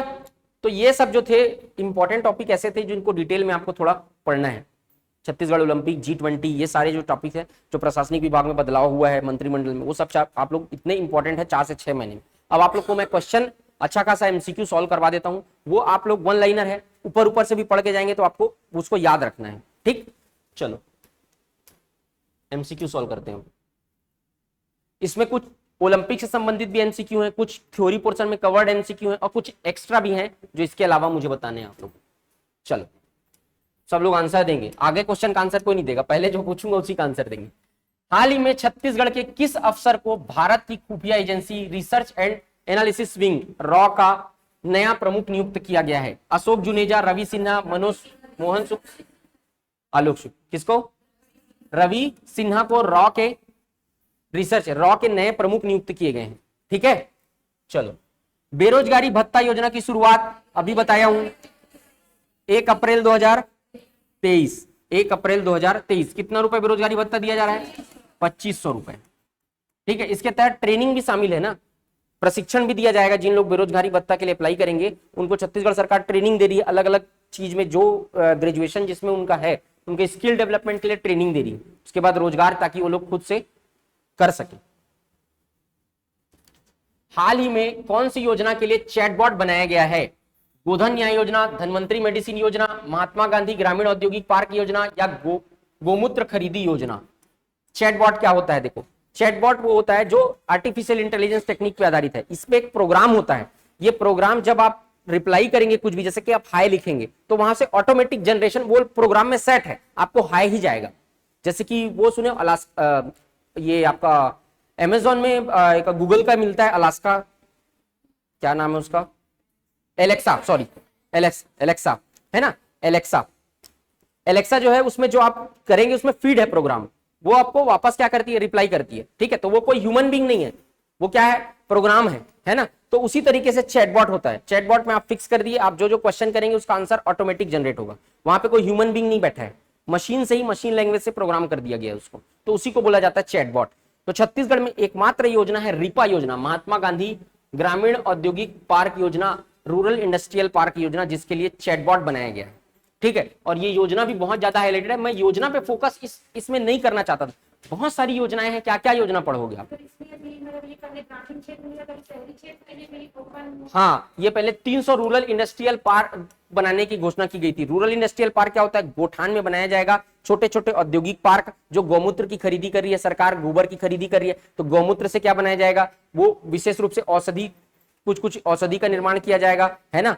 और जो गोबर खरीदी किया गया उससे वर्मी कंपोस्ट बनाया जाएगा, जिसको वापस खाद के रूप में उपयोग किया जाएगा। तो वो सब इसमें बनाया जाएगा। गोबर से पेंट बनाया जा रहा है, तो उसके लिए क्या डालना पड़ेगा? इंडस्ट्री तो होगा, रूरल इंडस्ट्रियल पार्क। तो यहाँ पे लोगों को क्या मिलेगा? रोजगार मिलेगा।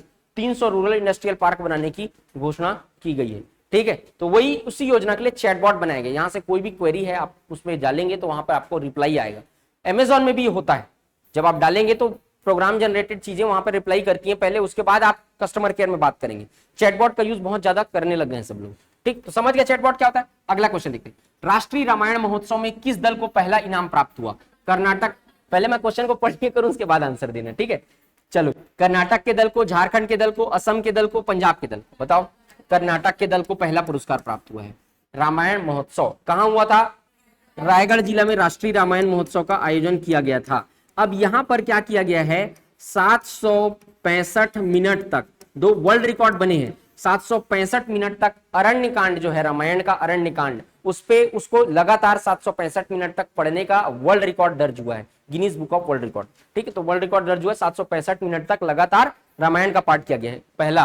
और जिला प्रशासन को एक अवार्ड मिला है, जो अवार्ड है लगातार रामायण 10,000 लोग एक साथ हनुमान चालीसा पढ़े, लगातार 10,000 लोग एक साथ हनुमान चालीसा पाठ करने का भी अवार्ड जिला प्रशासन रायगढ़ को दिया गया है। ये ज्यादा इंपॉर्टेंट है, इसको याद रखें। तो 2 पुरस्कार मिले हैं। राष्ट्रीय रामायण महोत्सव रायगढ़ जिला में हुआ था। बहुत सारे सांस्कृतिक कार्यक्रमों का भी आयोजन उसमें किया गया, ठीक है, इसको ध्यान में। अगला, छत्तीसगढ़ राज्य केश शिल्पी कल्याण बोर्ड का मुख्यालय कहां बनाया गया है? बिलासपुर, दुर्ग, रायपुर, जगदलपुर। कहां बनाया गया?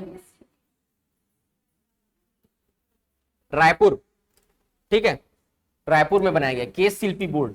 केश शिल्प जो है वो छत्तीसगढ़ की एक लोक कला है ना। उसमें केश शिल्पी से संबंधित जो सब कारीगर हैं उन लोगों को संरक्षण देने के लिए केश शिल्पी बोर्ड का गठन किया गया है, ठीक है। हाँ, केश मतलब बाल होता है, ठीक है। तो केश शिल्पी बोर्ड, ठीक है। चलो, वर्तमान में छत्तीसगढ़ राज्य केश शिल्पी कल्याण बोर्ड के अध्यक्ष कौन है? नंद कुमार सेन, मुकुंद सेन, विद्याभूषण शुक्ला, शिवरतन सेन। किसी को नहीं पता? नंद कुमार सेन। और ये पहले जो थे वो मोना सेन थी। मोना सेन प्रथम अध्यक्ष अगर पूछा तो मोना सेन थी। अभी वर्तमान में कौन है? नंद कुमार सेन, है ना। तो याद रखेंगे इसको, केश शिल्पी बोर्ड। हाँ, वर्तमान में प्रदेश में लागू राज्य महिला उद्यमिता नीति की अवधि है। हाँ, इसमें आएगा 1 अप्रैल 2023 से 31 मार्च 2028, 5 साल। उद्यमिता नीति के तहत क्या किया जाएगा? महिलाओं को रोजगार, मतलब खुद का उद्योग, कुछ छोटे उद्योग स्थापित कर सके, इसलिए वहां पे सरकार के द्वारा मतलब लोन दिया जाएगा और अलग अलग तरीके से उसमें पूरा उद्यमिता नीति में एक पूरा रूल, सेट ऑफ रूल्स हैं, जिसके माध्यम से उनको कुछ कुछ छूट प्रदान किया जाएगा, ठीक है। तो ये है आपका 2023 से 31 मार्च 2028 तक ये उद्यमिता नीति, ठीक। गौमूत्र खरीदी में कौन सा जिला पूरे प्रदेश में टॉप पर है? गरियाबंद, रायगढ़, जांजगीर चांपा, अंबिकापुर। गौमूत्र खरीदी में रायगढ़ जिला टॉप पे है, ठीक है। गौमूत्र कितना रुपए प्रति लीटर के हिसाब से खरीदा जा रहा है? 4 रुपए प्रति लीटर के हिसाब से गौमूत्र की खरीदी की जा रही है, ठीक है। 23वां राज्य स्तरीय जूडो चैंपियनशिप का आयोजन कहां किया गया? रायपुर, बिलासपुर, बलौदाबाजार, दुर्ग। बलौदाबाजार में किया गया। 23वां राज्य स्तरीय जूडो चैंपियनशिप का आयोजन बलौदाबाजार में किया गया, ठीक है। चलो, हाल ही में प्रदेश के पहले रॉक गार्डन का उद्घाटन कहां किया गया है? बीजापुर, जगदलपुर, कोंडागांव, सुकमा। रॉक गार्डन सुकमा में। सुकमा का एक याद रखना, सुकमा में चिटमीन माता मंदिर है, ये भी आ चुका है पेपर में, चिटमीन माता मंदिर, है ना। यहां पर जो रॉक गार्डन में क्या होता है, बेसिकली जो पुराने कई सारे जो चट्टान होते हैं उनको एक आकृति दी जाती है, अलग अलग जो मिनरल्स वहां पर पाए जाते हैं उसके हिसाब से दो चट्टानों के बीच में पौधारोपण किया जाता है, तो वो सारा चीज क्या है, एक प्राकृतिक उद्यान के रूप में रहता है रॉक गार्डन। ठीक है, तो ये सुकमा में बनाया गया। यहाँ पे चिटमीन माता का मंदिर है, पेपर में आ चुका है सवाल, है ना। सुकमा में कौन सी नदी प्रवाहित होती है? सबरी। सबरी का दूसरा पुराना नाम क्या है? कोलाब। और उद्गम उड़ीसा से उद्गम होता है। ठीक है, सबरी नदी पर। और सोने के कण पाए जाते हैं ना सबरी नदी, शबरी में। हाँ, और एकमात्र जल परिवहन सुविधा शबरी नदी पे। कहां से कहां तक? कोंटा से आंध्र प्रदेश के कुनावरम तक। ठीक, तो ये सारा चीज सबरी नदी के बारे में याद रखेंगे। ठीक है, चलो। हाल ही में राज्य सरकार ने किस डे को बैगलेस डे घोषित किया है? कौन संडे कौन बोल रहा है भाई? संडे को परमानेंट बैगलेस डे पहले से है ना, स्कूल ही नहीं जाना है। सोमवार, बुधवार, गुरुवार, शनिवार, सब लोग एक एक तो बोल दो, एक तो सही हो गई है ना। सब लोग अलग अलग संडे। चलो, कौन सा है? शनिवार। शनिवार को बैगलेस डे घोषित किया गया है छत्तीसगढ़। ठीक है, भारतीय थल सेना में लेफ्टिनेंट बनने वाली छत्तीसगढ़ की पहली महिला वंशिका पांडे, रेणुका वर्मा, नैना सिंह, अंकिता पांडे। अब महिला पर्यवेक्षक का पेपर है, ये आ सकता है ना महिला पर्यवेक्षक से। चलो, वंशिका पांडे कहां से संबंधित है? राजनांदगांव। राजनांदगांव। ठीक है, चलो। महतारी जतन योजना का नाम बदलकर क्या किया गया है? तीजन बाई, राधा बाई, बिन्नी बाई, मिनी माता।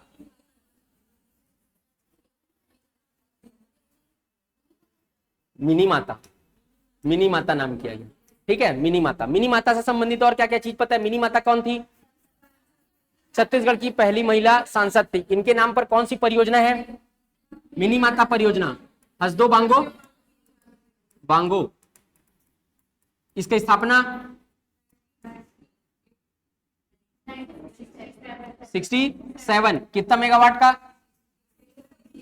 120 मेगावाट। कितना टरबाइन लगा हुआ है? 40 मेगावाट का 3 टरबाइन लगा हुआ है। हाइट कितने है बांध का? 87 मीटर है ना। 87 मीटर ऊंचा बांध है, प्रदेश का सबसे ऊंचा बांध हसदेव बांगो या मिनी माता परियोजना चल रही है। सारा चीज याद रखेंगे, पेपर में आया हुआ है ना, तो इससे संबंधित मिनी माता संबंधित। ठीक है, चलो। गोधन न्याय योजना के तहत सरकार कितने रुपए प्रति लीटर की दर से? तो ये बता चुका हूं, 4 लीटर रुपए प्रति दर पे, है ना। राष्ट्रीय आदिवासी नृत्य महोत्सव 2022 का आयोजन कब किया गया? देखो, ये आयोजन हालांकि 2022 में किया गया था, लेकिन बहुत ज्यादा इंपॉर्टेंट है, इसलिए सिर्फ इतना ध्यान रखना। अब ये पुराना हो गया है, लेकिन ये आ सकता है पेपर में। 1 से 6 नवंबर 2022 राष्ट्रीय आदिवासी महोत्सव। याद रहेगा, डेट को बस याद रख लेना, पेपर में पूछा जा सकता है। ठीक, क्या?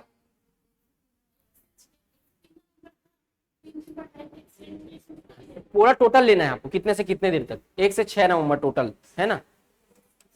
प्रदेश में कहां एडवेंचर स्पोर्ट्स एकेडमी प्रस्तावित है? बस्तर, जगदलपुर, रायपुर, दुर्ग।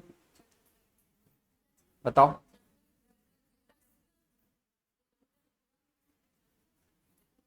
बस्तर। बस्तर में प्रस्तावित है। ठीक है,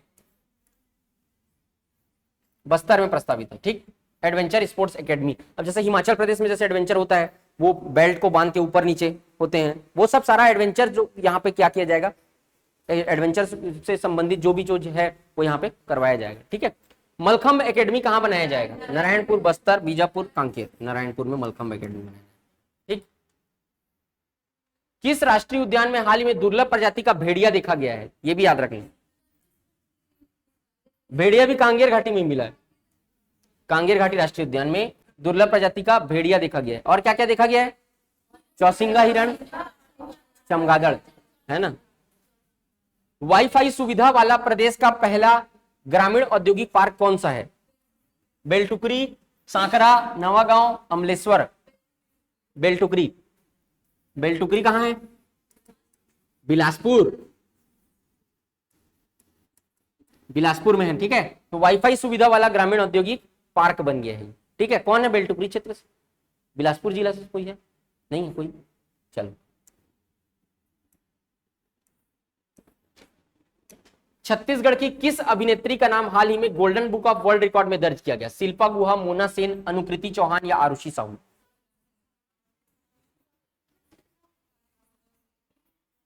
बताओ बताओ।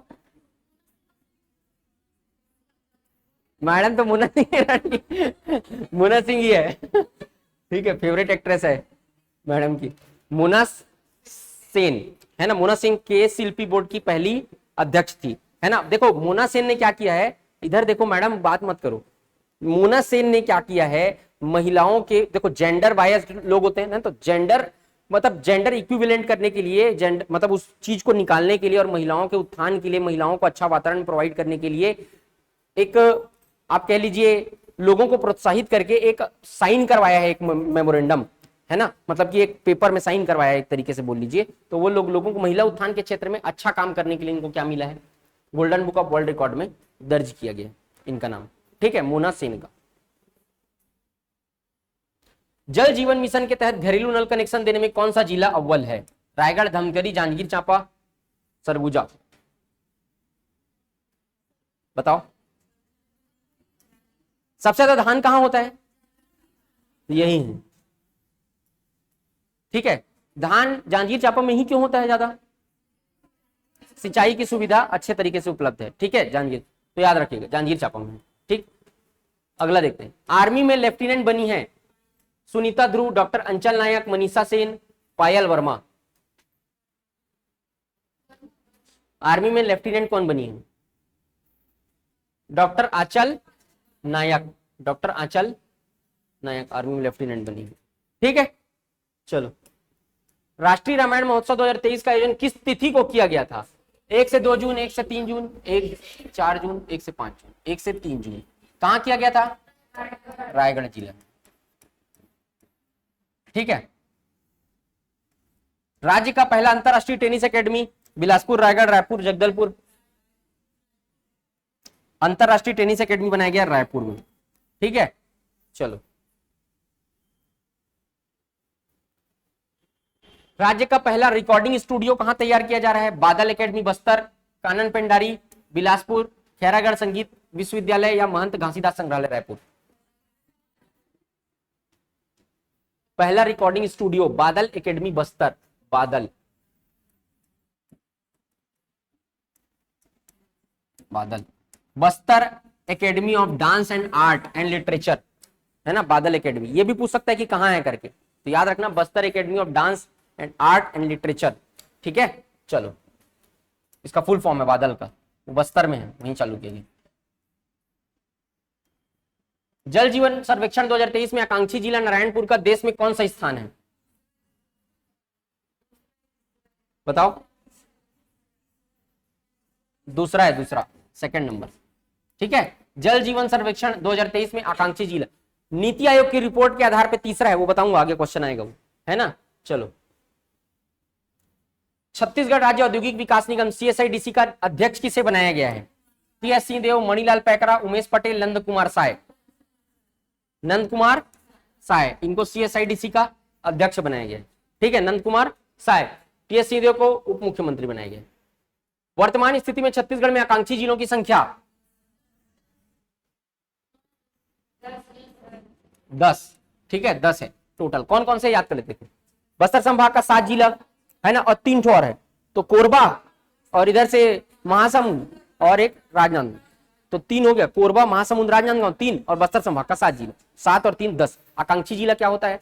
जिस जिले में जब ज्यादा क्या रहती हैं, विकास की संभावनाएं बहुत ज्यादा रहती हैं, है ना, उसको आकांक्षी जिला के रूप में घोषित किया गया है। टोटल देश में 112 आकांक्षी जिलों का चयन किया गया है जहां पर समय विकास कार्य किए जा रहे हैं, जिसमें छत्तीसगढ़ में कितने जिले शामिल हैं? 10 जिले शामिल हैं। आकांक्षी जिलों के तहत क्या किया जाता है? 5 आधार पे मानक डिसाइड किया जाता है। शिक्षा के क्षेत्र में अलग, स्वास्थ्य के क्षेत्र में अलग, तो अलग अलग रैंकिंग दिया जाता है अलग अलग राज्यों को। ठीक है, अलग अलग जिलों को भी रैंकिंग दिया जाता है, तो 5 आधार पे अलग अलग रैंकिंग दिया जाता है ना। तो वो और अलग 15-16 ठो उसके हैं जिसपे ये देखा जाता है कि किस जिले में विकास की ज्यादा संभावना है। 15-16 ठो क्राइटेरिया है उसका, उसको देखा जाता है। ठीक है, तो ये सब मेन अभी इंपॉर्टेंट याद रखिएगा। टोटल देश में कितने जिले को शामिल किया गया है? 112, छत्तीसगढ़ में 10। ठीक है, चलो इतना याद रखेंगे। छत्तीसगढ़ में किस स्थान पर देश का सबसे बड़ा थोक बाजार बनाने की कार्य योजना जारी है? डूमर्थ, कौन बोला? डूमर तरई, डूमर तरई, सिलतरा, उर्ला, नवा रायपुर। नवा रायपुर, नवा रायपुर में सबसे बड़ा थोक बाजार बनाए जाने की योजना जारी है। ठीक है,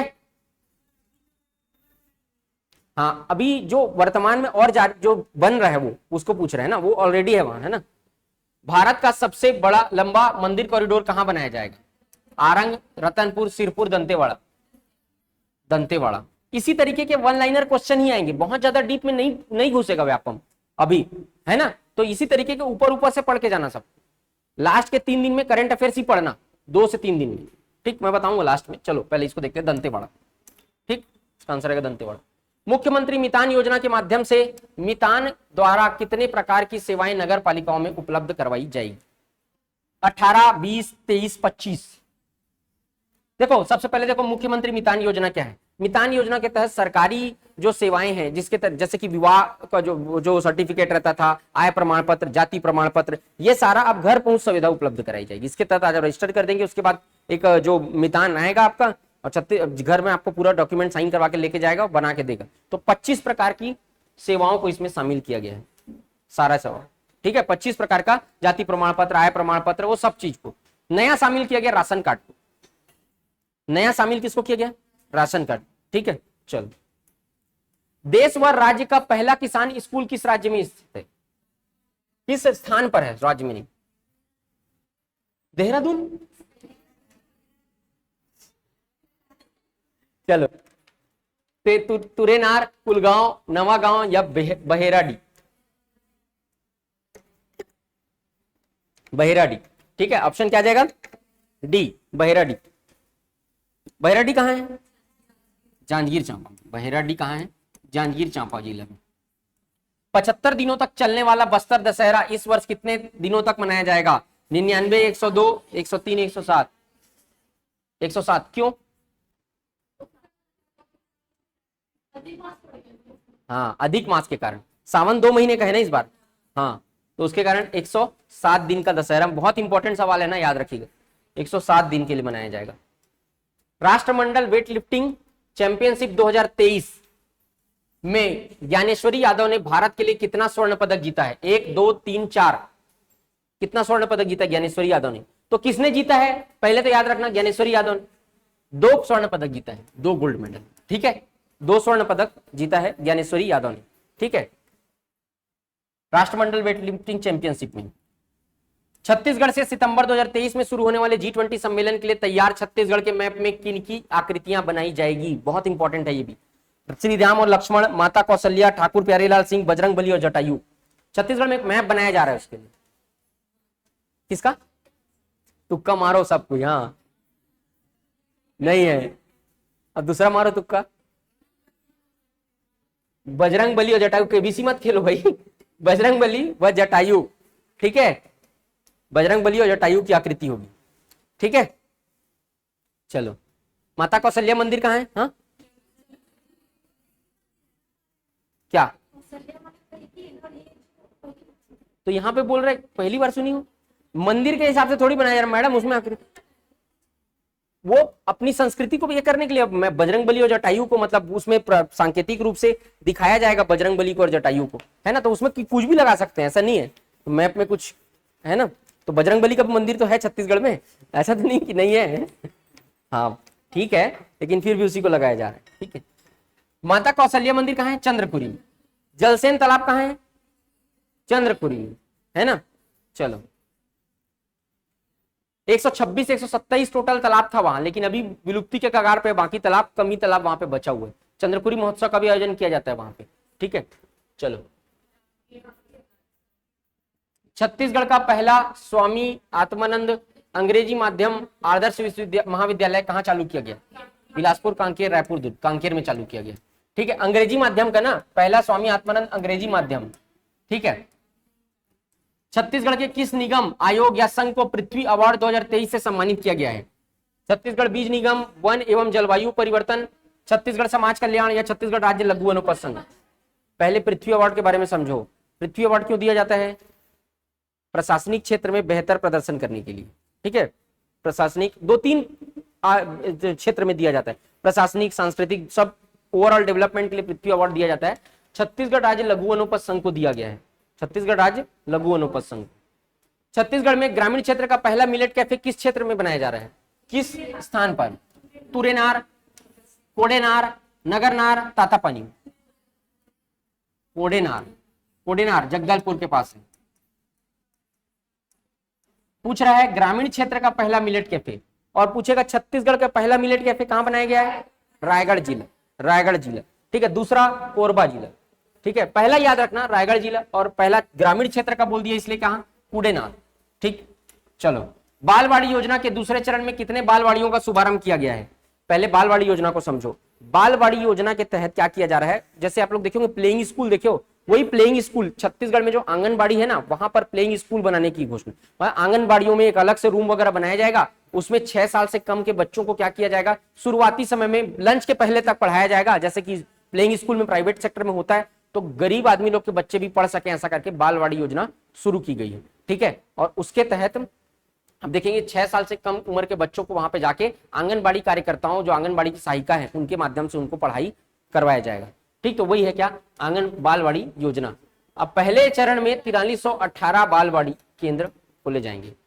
दूसरे चरण में, सॉरी इसमें पूछा ना, दूसरे चरण में 4318, पहले चरण में बोलेगा तो 5173 बनाया गया है, पहले चरण की घोषणा की गई थी, और दूसरे चरण में 4318। ठीक है, तो ये दूसरे चरण पूछा, इसलिए इसका आंसर क्या आएगा, डी आएगा। अगला देखते हैं, बालवाड़ी योजना समझ गए। छत्तीसगढ़ की एनआरआई संस्था नाचा द्वारा किन्हें ग्लोबल साहित्य रत्न सम्मान दिया गया? अनुज शर्मा, सुरेंद्र दुबे, सुधीर शर्मा, कविता वासनी। किनको दिया गया है?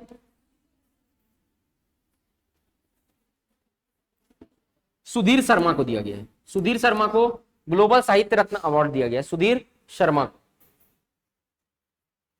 राज्य का पहला अंतरराष्ट्रीय टेनिस एकेडमी कहां बनाया जा रहा है? अच्छा, ये तो पहले भी हो चुका है क्या, रायपुर में। 36 कोश ऐप छत्तीसगढ़ से अंग्रेजी का निर्माण किनके द्वारा किया गया? 36 कोश ऐप, चिप्स, डीपीआरसीजी, नाचा और सीजीबीएसई। सब ऐप का निर्माण चिप्स ही करेगा? नहीं, देखो 36 कोश ऐप क्या है, देखो छत्तीसगढ़ी भाषा को, एक एप्लीकेशन है, एक एप्लीकेशन है जो छत्तीसगढ़ी भाषा में वहां पे डालें, जैसे गूगल में ट्रांसलेटर आता है ना, छत्तीसगढ़ी भाषा से अंग्रेजी में ट्रांसलेट कर सकता है, उसी तरीके से अंग्रेजी को छत्तीसगढ़ी में ट्रांसलेट कर देगा वो ऐप। उसके अतिरिक्त बीच बीच में छत्तीसगढ़ संस्कृति से संबंधित वीडियो भी वहां पे डाले जाएंगे। तो वो ऐप का नाम है क्या? 36 कोश ऐप। 2 सवाल बन सकते हैं, उस ऐप का नाम क्या है? ट्रांसलेटर ऐप का 36 कोश ऐप। और ये चालू बनाया गया नाचा के द्वारा, नाचा है उसके द्वारा बनाया गया। ठीक है, संस्था है नॉर्थ अटलांटिक, ऐसा ना, नॉर्थ अमेरिकन, इस तरीके की इसका फुल फॉर्म है, नॉर्थ अमेरिकन छत्तीसगढ़ एसोसिएशन। ठीक है, नाचा। छत्तीसगढ़ का पहला स्पोर्ट्स कॉरिडोर कहां बनाया गया है? नवा रायपुर, बिलासपुर, राजनांदगांव, जगदलपुर। पहला स्पोर्ट्स कॉरिडोर कहां बनाया गया है? जगदलपुर। ठीक है, स्पोर्ट्स कॉरिडोर कहां बनाया गया? जगदलपुर। ठीक, अगला देखते हैं, किस स्थान पर पक्षी विवेचना एवं जागरूकता केंद्र तथा बर्ड सफारी बनाने की घोषणा की गई है? जगदलपुर, रायपुर, जंगल सफारी, गिधवा। गिधवा, ठीक है, गिधवा पक्षी विहार कौन से जिला में है?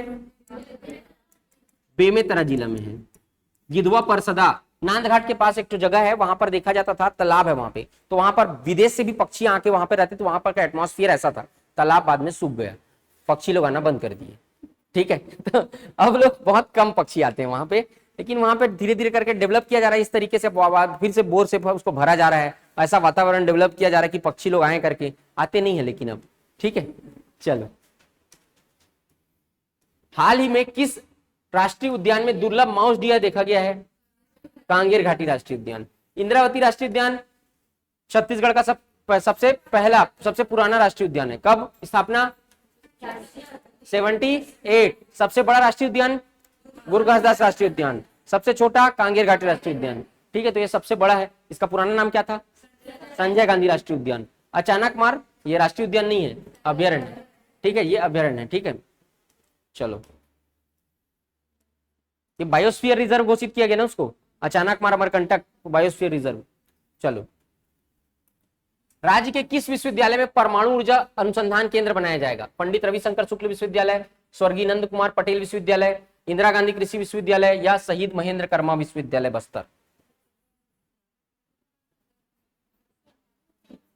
इंदिरा गांधी कृषि विश्वविद्यालय रायपुर, ठीक है, इसमें बनाया जाएगा।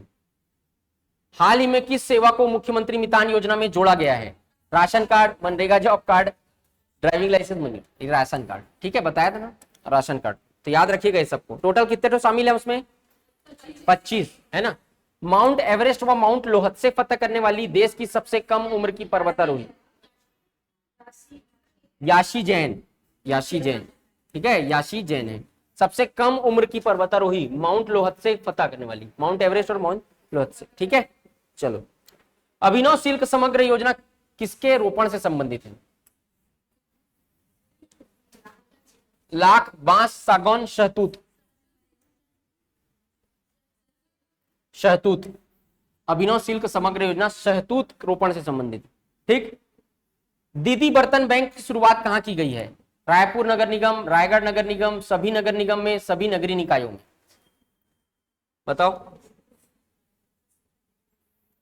देखो, सबसे पहले समझो दीदी बर्तन बैंक योजना क्या है। दीदी बर्तन बैंक योजना के माध्यम, देखो क्या करते थे, जो लोगों के पास आर्थिक रूप से जो लोग कमजोर लोग हैं, वो लोग बर्तन किराए पे ले नहीं पाते थे, डिस्पोजल सस्ते में आता है, डिस्पोजल का यूज करते थे, और डिस्पोजल को डिकम्पोज नहीं होता है, डिस्पोजल जो है वो, है ना, ऐसी जगह पे फेंक देते थे, ठीक है। तो उसके जगह पे दीदी बर्तन बैंक योजना चालू की गई है। ये बहुत कम अमाउंट में क्या करेगा, वो लोग को भी शादी वादी में या कुछ महोत्सव वगैरह होते रहेगा तो वहां पे किराए पे बर्तन उपलब्ध कराएगा, दीदी बर्तन बैंक योजना, ठीक है।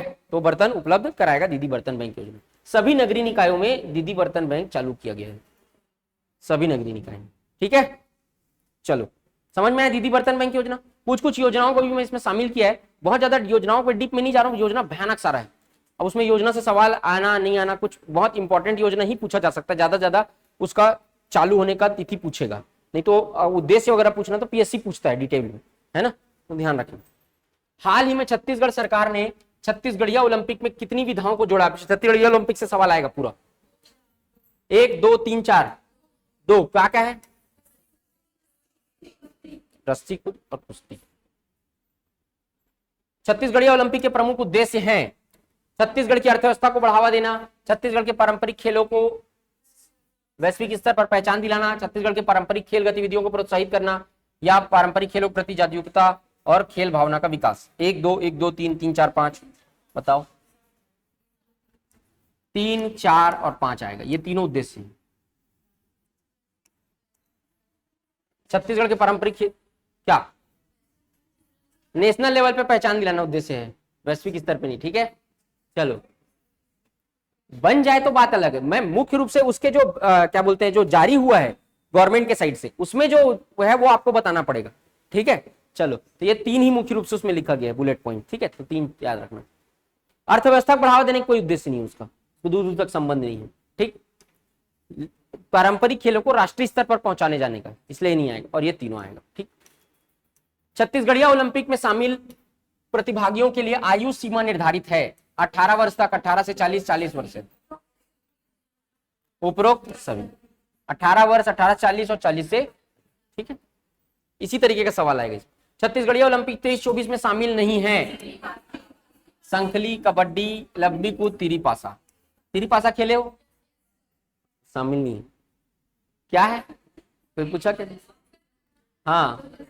हाँ, उसमें पासा होता है, वो जो पहले के टाइम पे उसको लेते थे, हाँ, कौड़ी से खेलते थे उसको, है ना।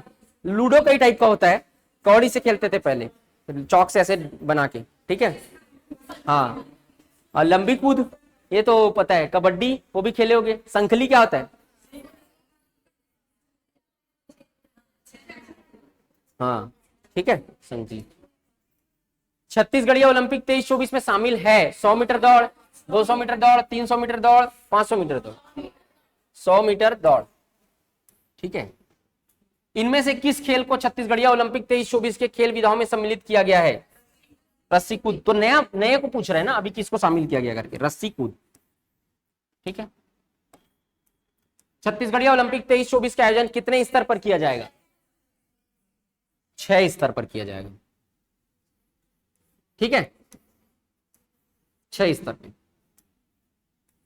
इनमें से कौन से स्तर पर छत्तीसगढ़ी ओलंपिक आयोजन नहीं किया जाता है? जिला, राजीव युवा मितान क्लब, नगरीय क्लस्टर या पंचायत? पंचायत। देखो तो आप एक बार भी पढ़ लोगे ना, अगर जो मैं पीडीएफ दूंगा उसको, तो आप क्वेश्चन को लगा लोगे, समझ में आया? तो उसको अच्छे से एक बार 2 बार पढ़ लेना। और मेन रूप से आपको जो याद करना पड़ेगा वो सम्मान वगैरह जो है उसको याद करना पड़ेगा बस। बाकी आप 1-2 बार पढ़े रहोगे और क्लास अटेंड कर लियो तो सुन लियो 2-3 बार, वो याद रहेगा। तो वहां पे आप ऑप्शन में क्लिक कर लोगे। तो याद रखना, करंट अफेयर्स को जितना ज्यादा पढ़ सको एक नजर मार के जाना, बहुत सारा करंट अफेयर, तो जितना भी ज्यादा पढ़ सको, फालतू चीजें मत पढ़ना, है ना। 4 महीने, 4 से 6 महीने। तो आप अगस्त का नहीं आएगा, अगस्त का नहीं आएगा, ठीक है। जुलाई से स्टार्ट करना, जुलाई। अगस्त का ज्यादा से ज्यादा पूछा तो शुरू के 1 हफ्ते का पूछ सकता है बस, अगर कोई क्वेश्चन आ गया तब की बात, नहीं तो उसके पहले का ही पूछेगा, ठीक है। चलो, छत्तीसगढ़िया ओलंपिक 23-24 के लिए समन्वय समिति का गठन किसकी अध्यक्षता में किया जाएगा? मुख्यमंत्री, उप मुख्यमंत्री, मुख्य सचिव, है ना।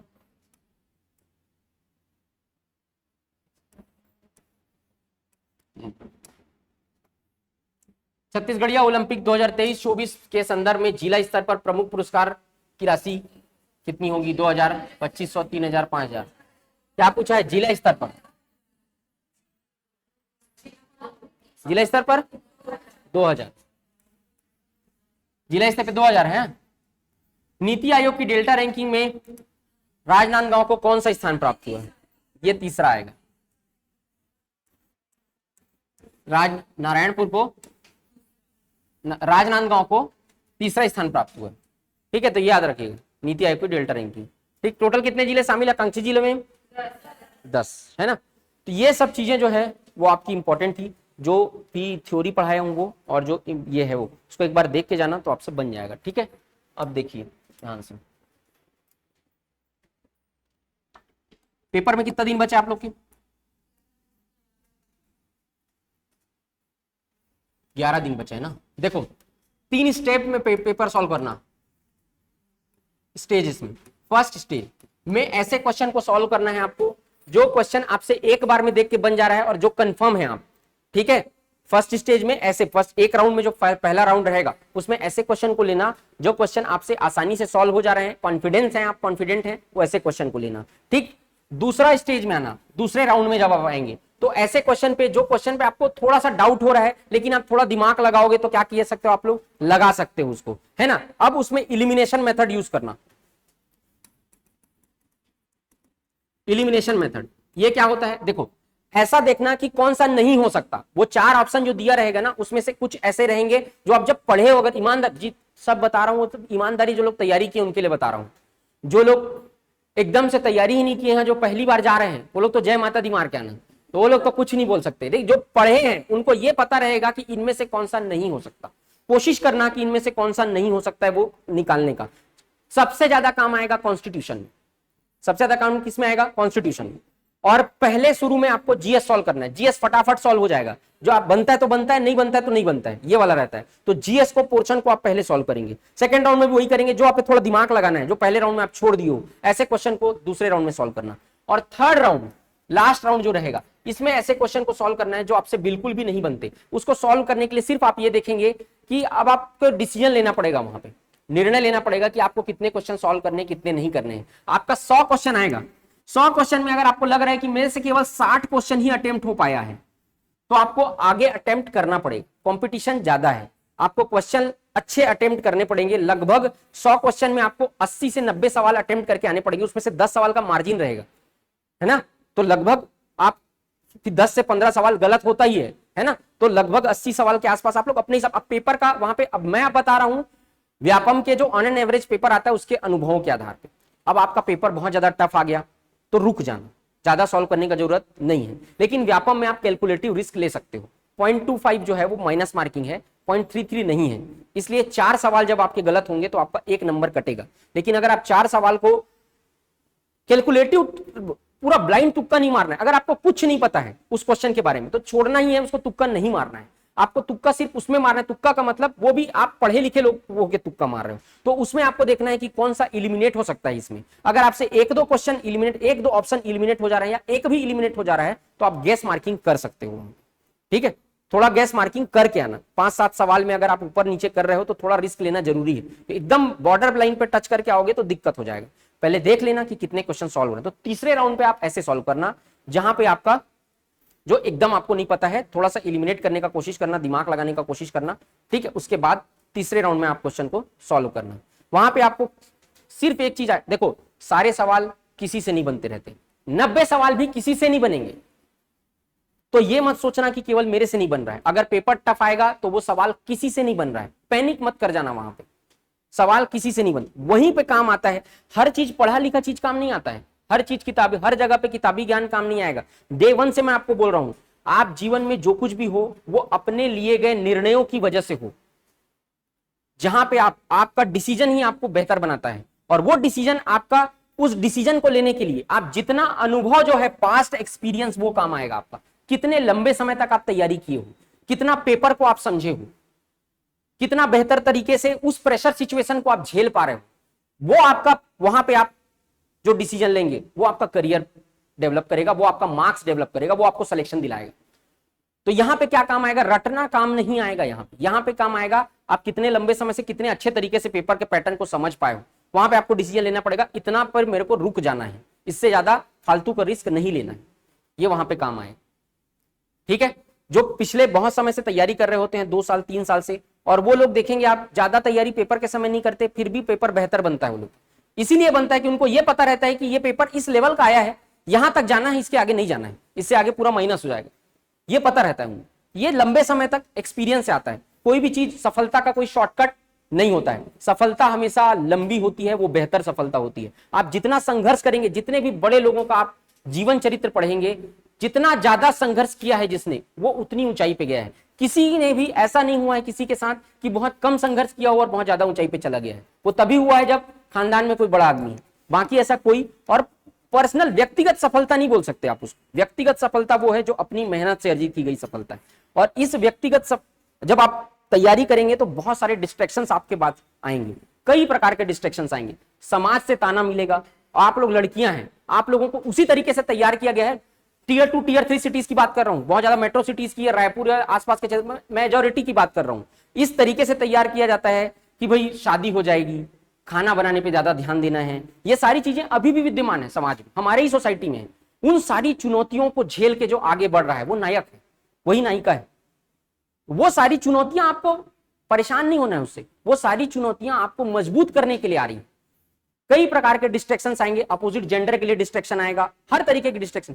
परेशान नहीं होना है, हर चीज करना है दुनिया में, लेकिन हर चीज का एक समय होता है और उस डिस्ट्रैक्शन से कोई नहीं बच पाया है। स्वयं ऋग्वेद में बोला गया, पुर्रवा एक राजा थे, पृथ्वी के बहुत प्रतापी राजा थे पुर्रवा।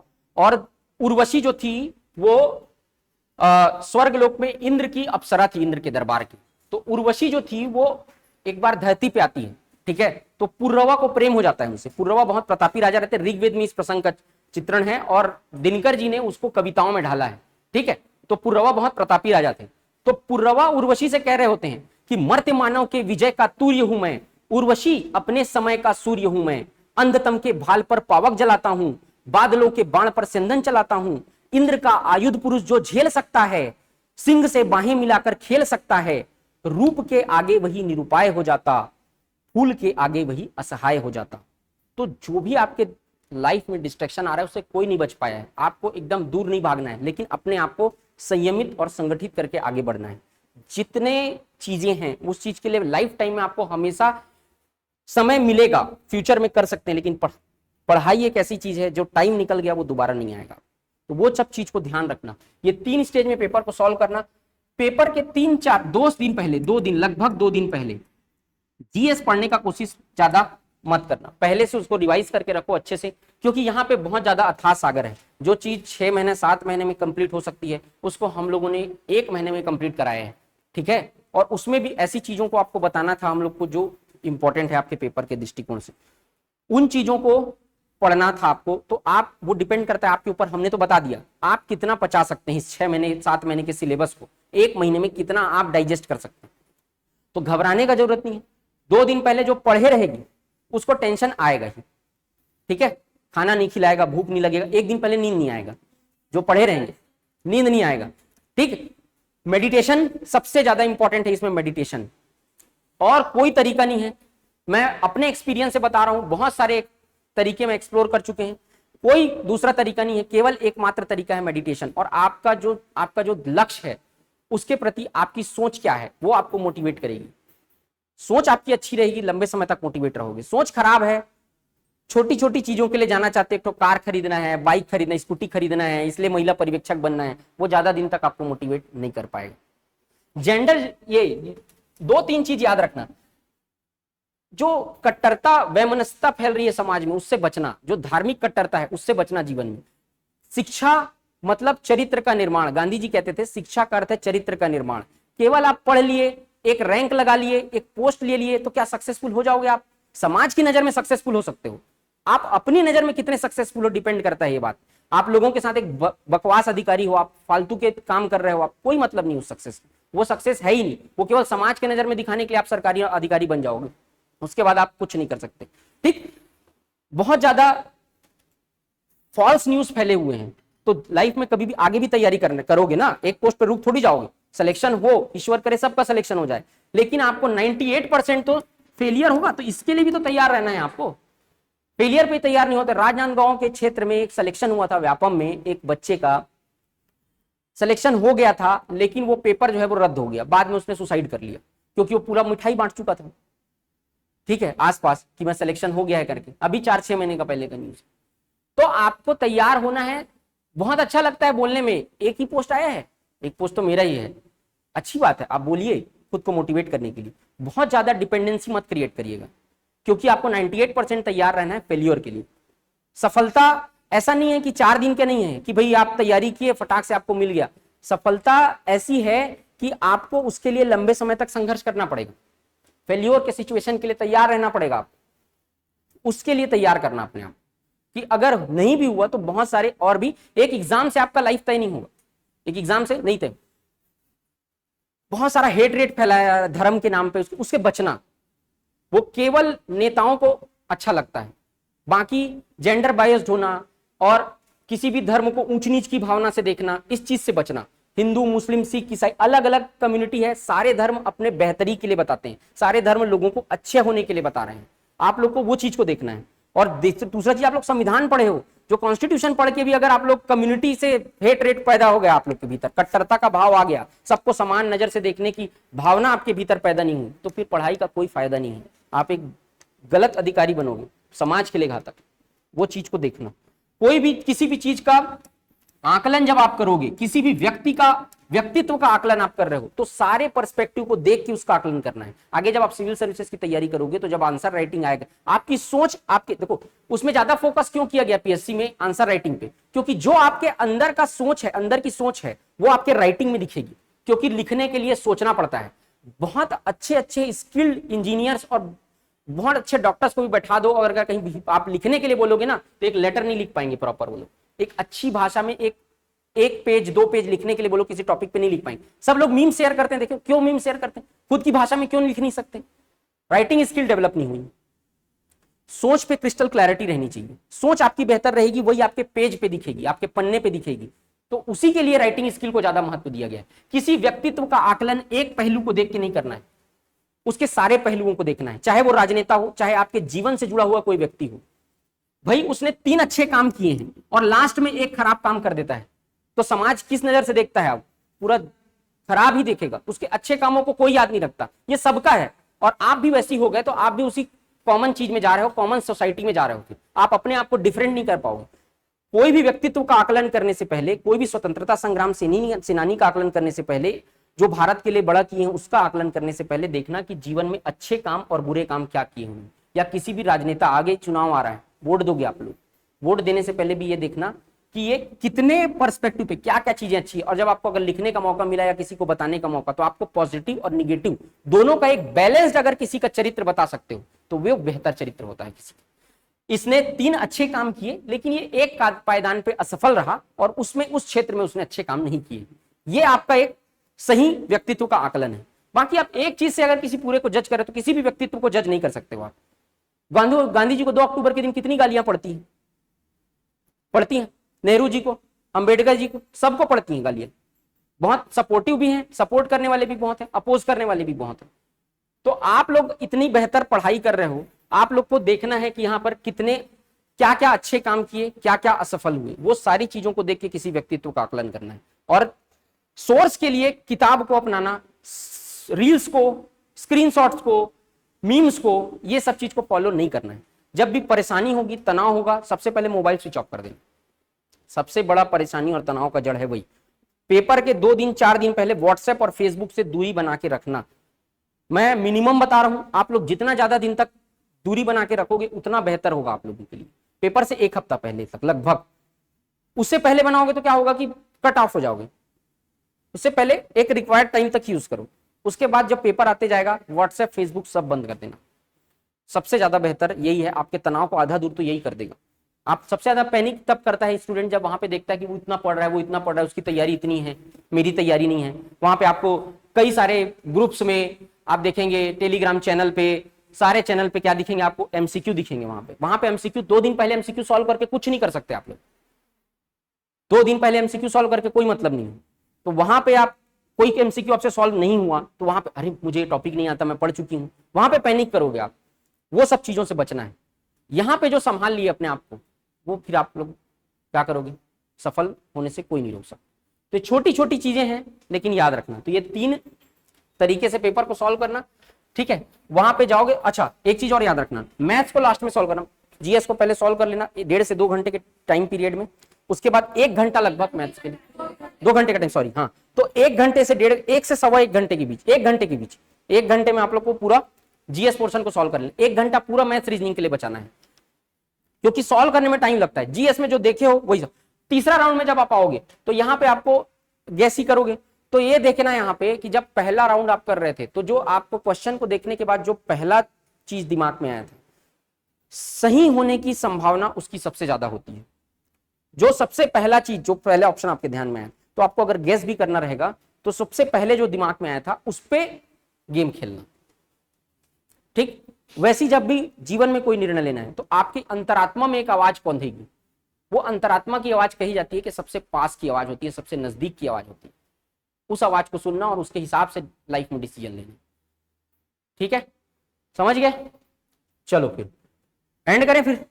तो आप लोग को कोई भी डाउट होगा और भी तो मेरा कॉन्टेक्ट नंबर वगैरह है ना, वो सारी चीज से कॉन्टेक्ट नंबर से आप कभी भी कॉन्टेक्ट कर सकते हो। बाकी ये जो सेशन था वो पूरा महिला पर्यवेक्षक का जो बैच है वो लगभग आज का एंड हो गया। अगर सर 1 आध क्लास लेंगे तो लेंगे, फिर वो पूरा सेशन पूरा खत्म हो गया, ठीक है। तो एक पोएट्री सुनेंगे, ठीक है। चलो फिर एंड करते हैं। खुशियों का पल कभी रुका नहीं, ना गम का बादल ठहरा है, मानव के मन के भावों पर अटल समय का पहरा है। 24 घंटे का दिन होगा और इसी रीत को चलना है, सुबह सूरज को उगना है और शाम को जाकर ढलना है। फिर रात चांदनी होगी या सुबह का नया सवेरा होगा, तुम्हें महज हौसला रखना है, फिर धरा पे नया सवेरा होगा। माना कि मन के गांवों में अभी घना अंधेरा छाया है, माना कि उम्मीदों के दर से तुमने ठोकर खाया है। जीवन के संघर्षों में माना सपने गिरकर टूट गए, अपने अपने होकर भी मुश्किल समय में छूट गए। मन होगा मजबूत जीवन के जंग में गर नट जाएगा, और कितना भी हो वक्त बुरा वो लम्हा भी कट जाएगा। तुम पिता की आंख के तारे हो, बस इतना तुमको याद रहे, तुम माँ के राज दुलारे हो, बस इतना तुमको याद रहे। अगर तुमको कुछ हो जाएगा वो जीते जी मर जाएंगे, सब कुछ दे करके पाला है, फिर क्या परिणाम वो पाएंगे। जब भी कमजोरी हावी हो, मेरी बात याद रखना, जब भी कमजोरी हावी हो, माँ की ममता को याद करो, माँ का मुखड़ा याद आते ही गम का बादल छट जाएगा, और कितना भी हो वक्त बुरा वो लम्हा भी कट जाएगा, ठीक है। चलो all the best, thank you so much.